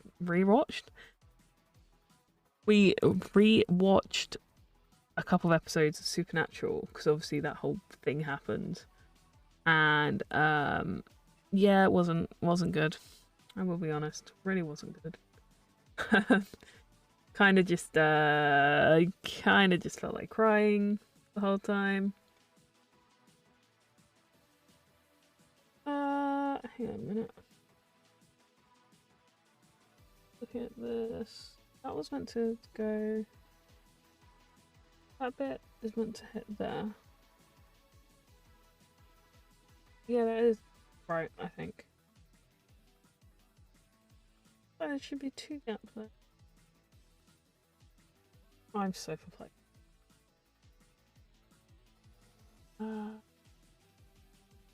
Yeah, that's meant to be there, that's meant to be there. And you're meant to have that over there. 1 gap back. There's no... Before... Okay, you know what, we'll keep going. This is the other worst thing about... I'm not gonna lie, but hang on. There you go. Look, what like, what kind of instructions? Hang on, there we go. What kind of instructions are those? This is the best part about making Lego. That's like not real Lego. Is the fact that it just looks just so weird, man. It's fine. We'll get it. We're getting there. But yeah. So actually, moving on to the second subject of That's Black. Second subject of today, the new Pokemon. I'm not going to talk about spoilers. I'm just going to talk about how the fanbase is being a bit fanbasey again. You'd expect after everything that happened with the remakes that they released recently, that these people would, you know, get better. No, they don't. They really don't. So for those who don't know, the new Pokemon comes out next week. This week? Next week. Next week. It's 26th, I think it comes out. It's called Pokemon Arceus. It looks quite interesting. And I'm not the type of person to come along and be like, Pokemon Arceus 28th, yeah, so it comes out next week. Basically it's set in the Hisuian region. It's all about the early days of Pokemon and doing following the first Pokedex, shit like that. And some of the Pokemon have leaked. And obviously no spoilers because people, you know, want to play the game. I got spoiled because I was stupid and I was like, oh, why is this trending? Oh, okay, that makes sense. Basically, people were complaining about some of the new forms that are in the game. And I looked at them. I was like, so y'all, like, I don't defend corporations. Like, I don't give a shit about corporations. But this feels very kind of like complaining for the sake of complaining. And I get why people might be a little bit annoyed because it's their favourite characters, whatever. But the new forms actually look kind of sick. Like, the new styles actually do look kind of cool. I know I was meant to discuss them like an hour ago, it's fine. But yeah, so new leaks have come out. Obviously, we don't know if they're real or not. They could just be something from 4chan that people have taken seriously. But from what? Yeah. And I'm not gonna lie, I actually quite liked the... My brain is drawing faults. I quite like this game, except I can't remember the name. No, I quite liked Pokemon Sword and Shield. I think there are aspects that could have been improved, yes. But also, I think what they brought to the game looks quite interesting. I think a lot of the time, we've got to remember that they are kids' games, and that doesn't give them an excuse of saying like going along like, oh yeah, this game is gonna be like garbo. You kind of just have to keep that in mind for a lot of them. So if like, because like, this is the thing, it's Pokemon's always gonna sell.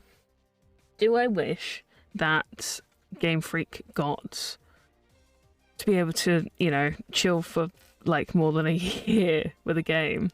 Yes, but I'm kind of interested in the like stylized choices they're using for Pokemon Arceus. Especially, I mean, you know what, right? I didn't think I would like the new Pokemon Brilliant Diamond and Shining Pearl. My brother got me Pokemon Diamond for my for Christmas. I've actually really enjoyed it. I've only played a little bit because, like, obviously with like this like new thing, I was trying to fucking get everything.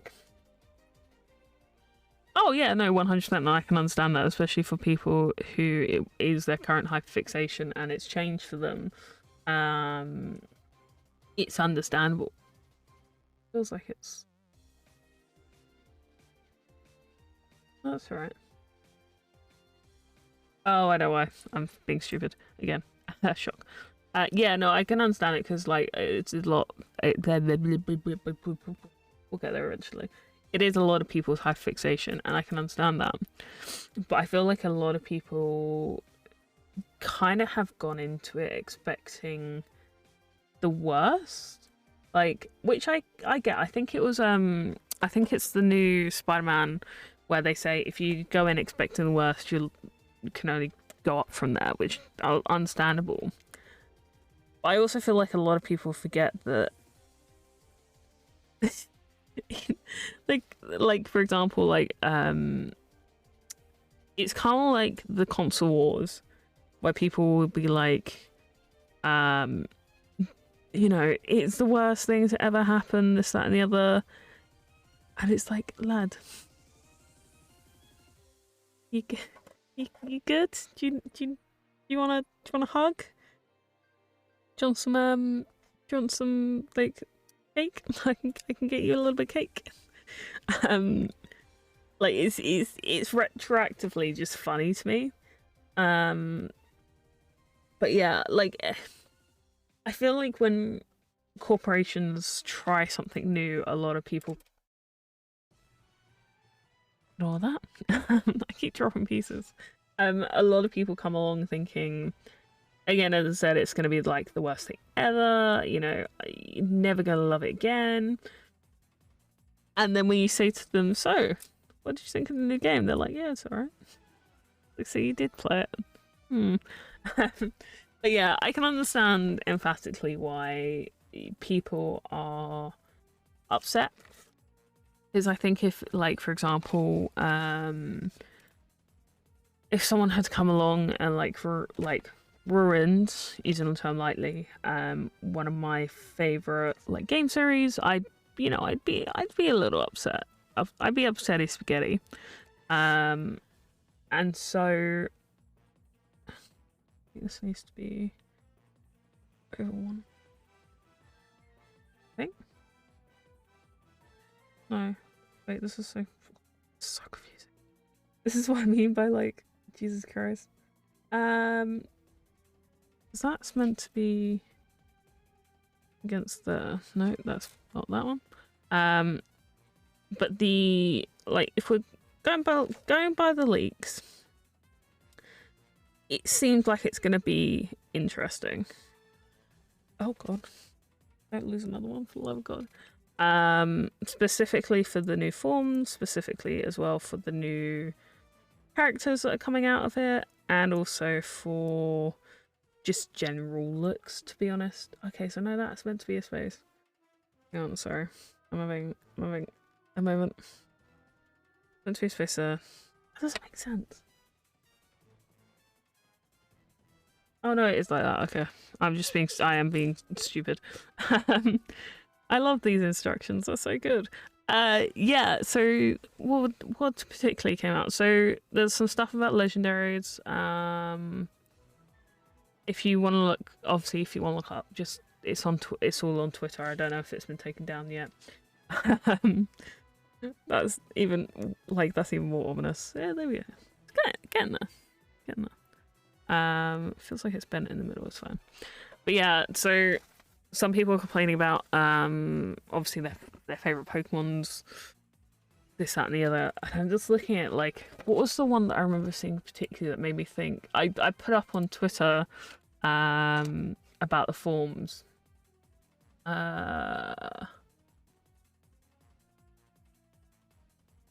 is it? Pokemon links. Why is Aloy oh god. Why is Aloy trending? Oh, okay, it's because obviously if Horizon Forbidden West comes out soon. Pokemon Legends Arceus. Because I am very excited about playing as Oshawott. Because oh my god, I love Oshawott.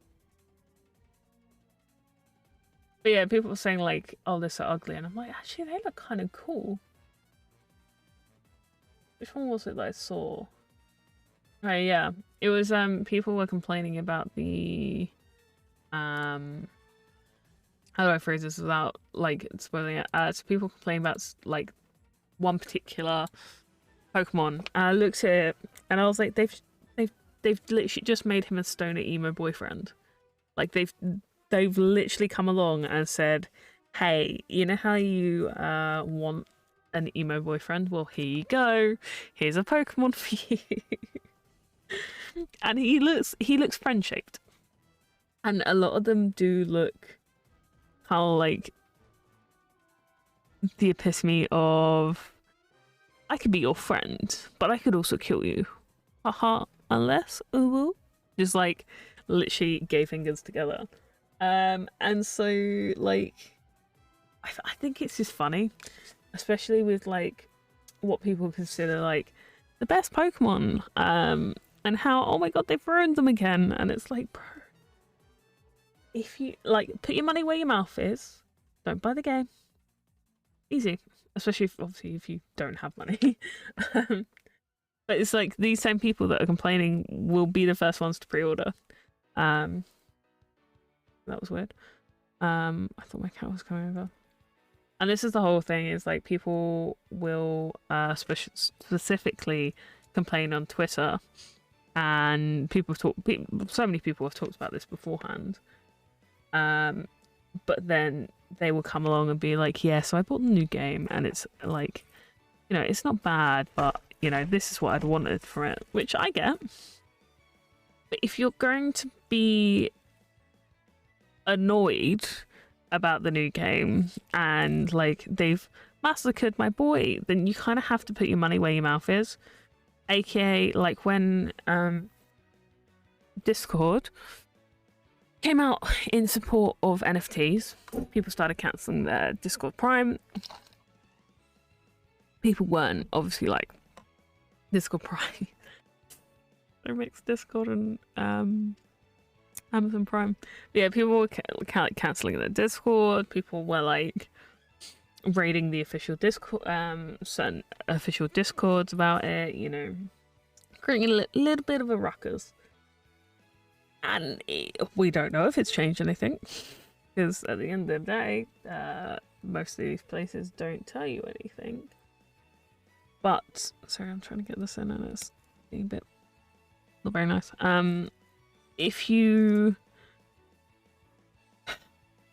want to make your complaint well known, and if you want to make your complaint understood, you kind of can't then turn around and give people said money. I mean, I don't shop through Amazon anymore. I shop locally, because of obviously everything that happened, for the past fucking 10 years since Amazon's been around. So it's not it's not hard. I'm trying to think of the best way to phrase this. You're not owed anyone's time, especially if you come along and do, for example, like people did. Pokemon Sword and Shield was one of the best selling, if I remember correctly, I'm not 100%, but I'm pretty sure Pokemon Sword and Shield was one of the best selling Pokemon games. And like bearing in mind, like, so for example, I buy the Pokemon games specifically because, like, at the end of the day, I know they'll go up in price, and I want my nephew to be able to. Oh yeah, that was the other thing. I've got a nephew now. I want him to be able to experience the Pokemon games on the platform they're meant to, and so I've kept hold of like I've got Pokemon Let's Go, Eevee, Pokemon Sword, and obviously Pokemon Diamond. So it means that I can like say to him like when he's older, and cause bear in mind he's only like 3 weeks old, 4 weeks old. I don't remember. I think something like that. No, that's the wrong thing. Back, there you go. That's white. I should have sorted these before I didn't think. Yeah, like so. It's kind of like it's like my one of the managers at work was complaining. I don't know how long ago. About the way Pokemon's going. And also, well, this is what happens when you have a games company who prioritizes their card games, because that's what makes them quite a lot of money over their devs, especially because at the end of the day, there is a new Pokemon. I'm trying to see. Yeah, there is a new Pokemon game every year, possibly two. Like going by the fact that we've had Blind Diamond this year, and obviously Pokemon last year, Pokemon Arceus this year. So we're getting 2 games kind of relatively pretty often. Back in the day, we used to get 1 every year. If you want it to get better, you kind of need them to take a break. Like, don't get me wrong, I love having a Pokemon game every year, but also the devs are working their asses off. And a lot of the time, that is kind of where a lot of like the flaws are coming from. Like when you have to make a game, when you've been told by, because you have Game Freak, and then you have obviously the Pokemon Corporation. The Pokemon Corporation is completely different to the Game Freak. As a Game Freak have been told, we need you to make a Pokemon game every year. And it doesn't help because, like, for example, people were comparing, what's it called? People were comparing Pokemon Sword and Shield to Legend of Zelda. Legend of Zelda was obviously the Switch one, had been in the making. I was trying to remember the right word to use, for quite a while. Like I think since the Switch came out, they had like a dev switch, and they had time to make it what they wanted. Nowadays, not so much. So I'm just like, it's just funny to me, to be honest. Like I feel like I'm Josh by just complaining the whole time. It's just funny to me. And a lot of the time I think it's just crunch, to be honest. Like so much of this is just crunch upon crunch upon crunch. And I find it kind of funny, and I find it kind of sad. The dreams of which were dying. This is also very ominous looking, I'm not gonna lie. like genuinely, my guy has been. Hang on. Oh, come on. Where are you? There you go. Oh god. I'm trying to figure out where the camera is. There you go. Like, that's so scary. But yeah, so leaks aside, I think I'm holding out hope for the new Pokemon. I'm keeping my hopes up because it's going to be my first paycheck that I use to buy the game. So like this, and I think this is the whole thing as well. Is like nowadays, $60 for a game is a lot of money. And this goes into the whole amount of money that's gone into making games more expensive. Like, I don't want realism in my games. Like, I don't play games to like be like, oh, pretty. Like people were complaining about. So when Halo first came out, people were complaining that Call of Duty had killable bananas, but Halo didn't. So when I say killable, sorry, I've got an itch. When I say killable bananas, I mean genuinely that you could fire at bananas and they would explode, or like fire at like a fruit stand and like each individual one would like explode. Whereas if you do it in Halo, it just kind of like explodes as one. And so people were complaining about that within new Halo, and I was like, I don't know exactly if there was no crunch for the new Halo. But the fact I'd rather like the devs be able to see their families instead of, you know, making a banana explode. Oh no, wrong thing. So it's just like it's the whole dev. I mean, talking about sorry, I'm looking at this. Talking about Halo and Call of Duty. Activision just got acquired, which shock. No one expected that. Which is like, I'm sorry if you don't give a shit about video games, but it does. I remember. I think can't remember the journalist's name, but it's someone I follow on Twitter, and they were basically like, I feel like this is a little bit of a break in the standard trading, which basically says that there can't be a monopoly on certain things. So like, for example, now you have Sony, Nintendo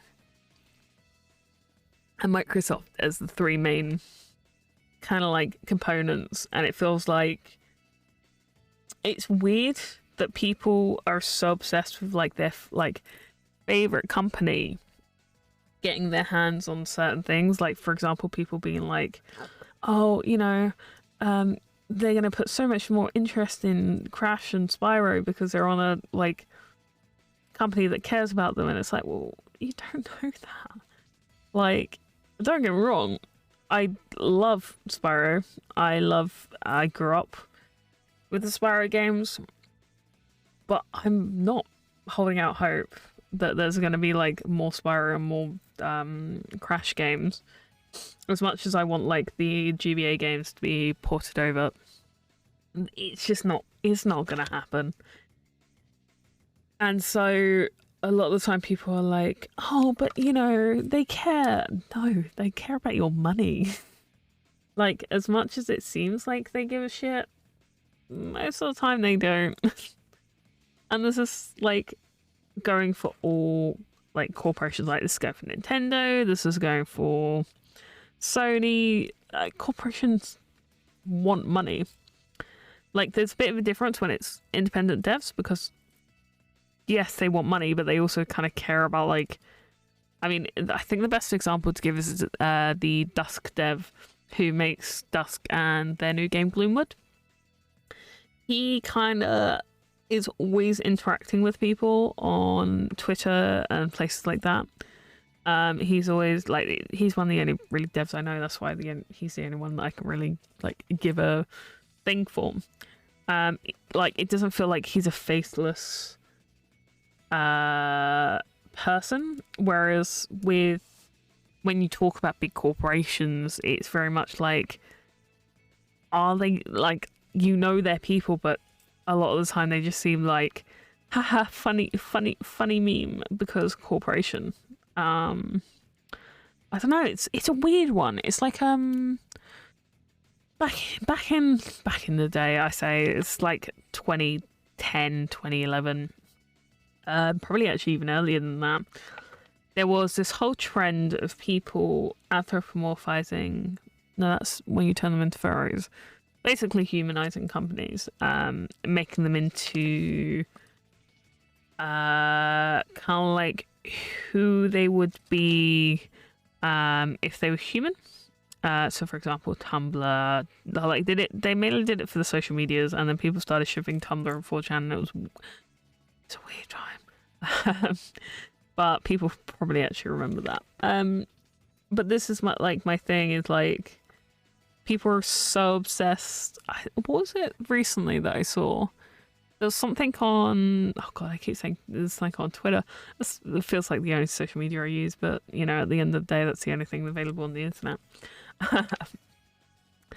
There was something on Twitter where basically someone had drawn, that was it. Someone had animator, I think it was an animator, or it was a character creator for an actual official company, came along and said like the character I want to create versus the character the editor, CEO, whatever wants, and people started shipping the two characters. And I was like, people are so like, their brains are so wired on shipping people that they just can't turn it off. And it is funny. It is like it is a little bit funny, but it's also like just stop. Get some help. Like, not everything has to be shipped. Especially when it comes to people who are making stuff like Vent Art. Like, a little bit weird. Like, someone I used to know, drew this person's OC without their permission, in a kind of like not safe work sense, and then got annoyed that the person basically put out a thing saying, hey, please don't do this with my characters, thank you. And I was just like, wait, is that meant to be 2 or 3? 3. That's meant to stick out a little bit. I was just like, what did you expect? You didn't ask them for permission? Like, just because someone's not said, say for oh my god, I put it in the same place. Just because someone's not said, like, hey, don't do this, doesn't mean you should do it. Especially if someone's... That just disappeared into the nether realm. Especially with someone else's, like, character. Because, like, that's their baby. Like, if someone came along and did that to, like, one of my D&D characters, I wouldn't be happy.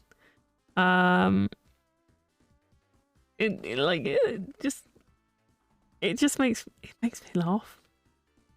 Painful.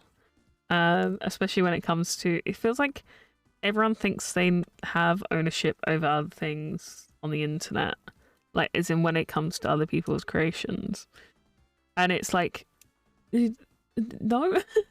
Especially if you're making not safe for work art, especially when it's like, you know, it's literally someone else's piece of art. You can't exactly complain when they get annoyed. Like, it's no surprise.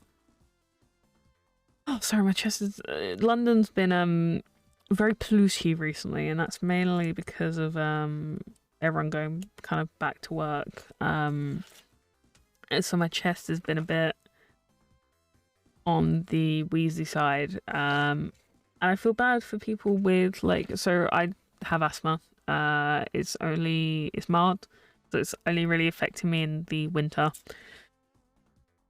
And if you hear me like having to take deep breaths, that's the reason why. But I feel really bad for people with, like, I almost said actual asthma, no, like heavy, like triggering asthma that they have to use a ventilator for. Because I feel like really bad. I'm just like here, like, yeah, I suffer from asthma sometimes, and then they're just like, I need my yeah, it's the one. I need my thing for like every time I go out. I'm just like, it doesn't help that London is just always full of pollution. Like, I think it was in the news recently that that's gonna fall off. London was at like 100% pollution. Like when it comes to how much you breathe in. and they were saying to people basically, if you're asthmatic, don't go outside. And I was just like, you know, you get all of these newspapers saying like, China, the worst company in the worst people in the world. You know, look how much like pollution is in Beijing, and then like they come along and say, unironically, dead ass, don't go outside. And it's like, hang on a minute here. This is looking a little sus to me. Oh yeah, no, 100%. Like ever since, so during lockdown, my acne kind of almost went away. As soon as I started going back to work, it kind of came out of left field again. Like, when I say out of left field, I mean genuinely, like, I had 3 breakouts, like, almost instantaneously, and I was like, now, hang on a minute. And someone was like, well, stop wearing a mask, and I was like, no. Like, what? Like, how is that the answer? If you want to stop breaking out, just stop wearing the thing that's protecting you. Also, like, I feel grateful that I've not had like I don't know whether I'm asymptomatic, but I've genuinely never had COVID, and so that's why, like, I'm not gonna give up the one thing that's like probably helping, like, apart from obviously getting like the vaccine and stuff. Like, so I got my vaccine, like my booster vaccine. I've had all of my vaccines, but I got my booster, I think the 3rd or 4th day of January. I was meant to get it on like the 16th, but I was like, nah, it's fine. I was meant to get it today, basically, but I was like, nah, it's fine. I'll get it earlier. And is that right? Yeah, sorry, I'm just looking. So that goes down. That needs to go in the corner of there. So yeah, I got my vaccine and I was all well happy. Felt fine. Went to work. Came home. Woke up the next day and literally felt like I was dying. I was like, okay, so what's happening here? So I got into work, had a shower when I could, and then went straight back to sleep. Felt fine after. That was it. Literally, like, felt like shit in the morning. Had a shower, went back to sleep, slept for about another 7-8 hours after getting like 5 hours of sleep. And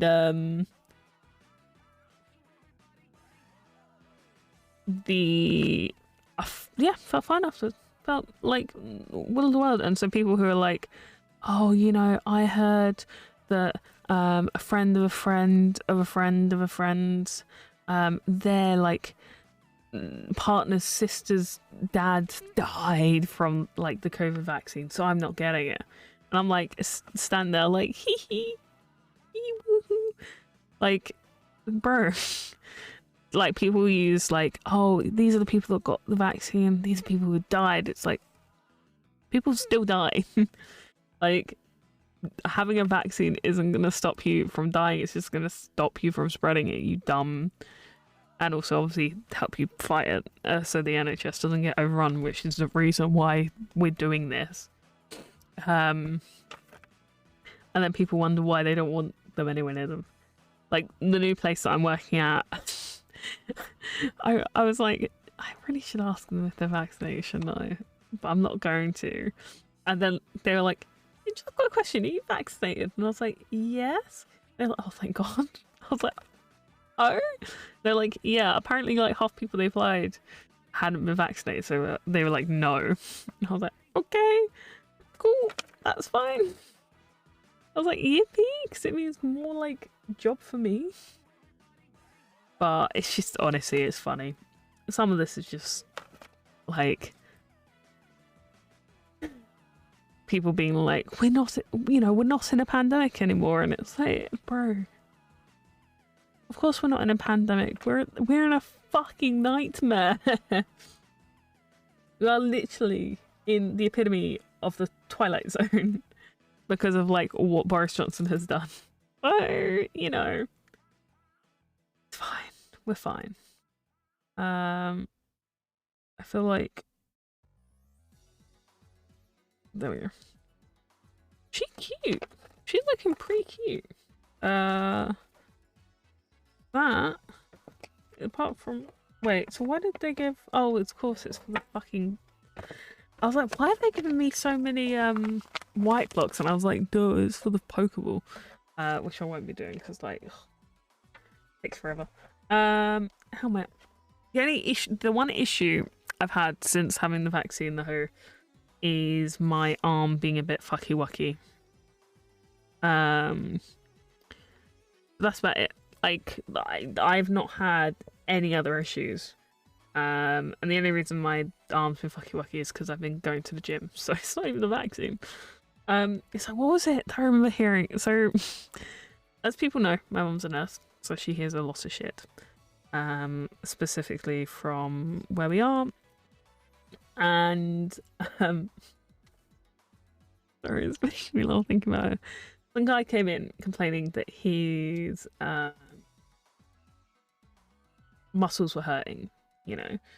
They're like, that's fine. You know, have you had the vaccine recently? And he was like, yeah, I got it. And then I started feeling really bad. And they were like, okay, what do you mean by bad? And he was like, oh, well, I was feeling really fatigued.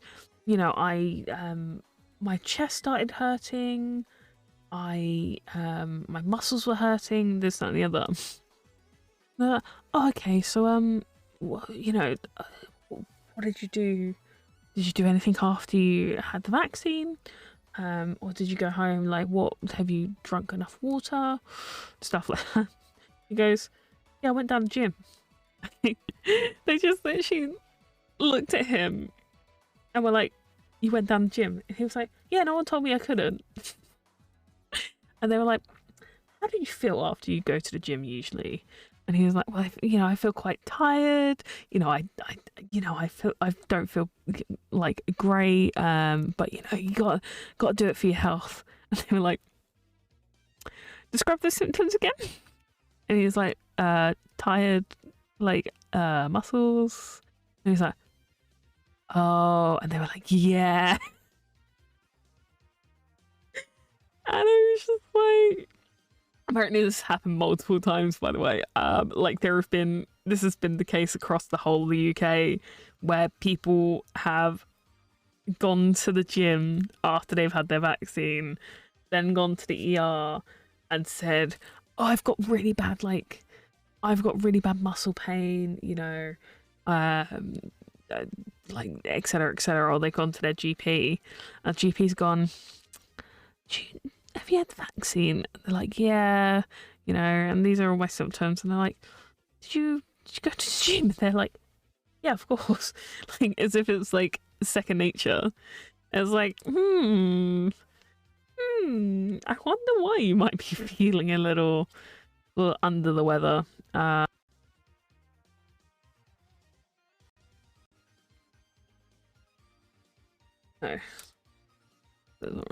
Come on, out you come. But yeah, so it is funny. Like it's incredibly funny to hear some of these people talk about these things, and then wonder why they're not feeling great. It's like, wonder what's happening here. What have you been up to? Oh, I've been down to the gym.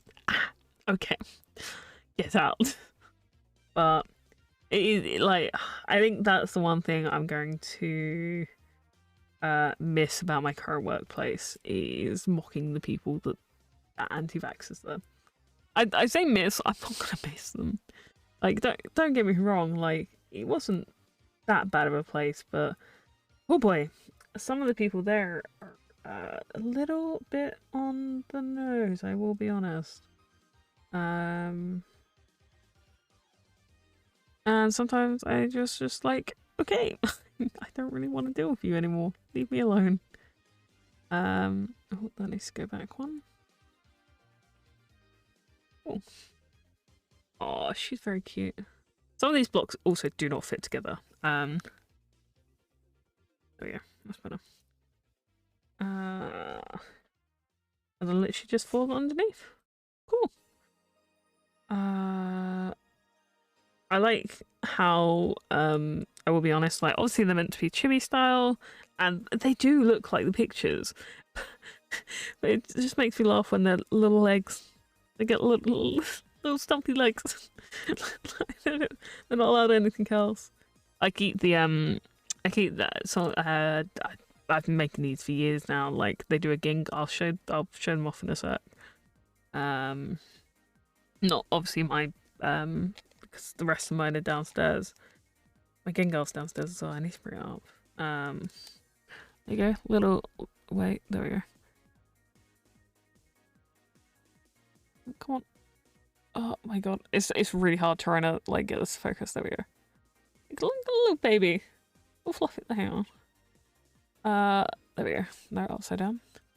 This is the fluffiest thing I've ever seen. Oh my god. Like, little baby girl. She'll sit next to that. But yeah, let me get these in. The one issue I will admit that I have with these is that they don't give you a stand for the Pokeball. Like, I know the Pokeball is meant to be like just like a little thing. But actually that works. That actually looks really cute. Oh no. But yeah, there's fucking hundreds. Like, there's literally hundreds. I'm gonna order a couple.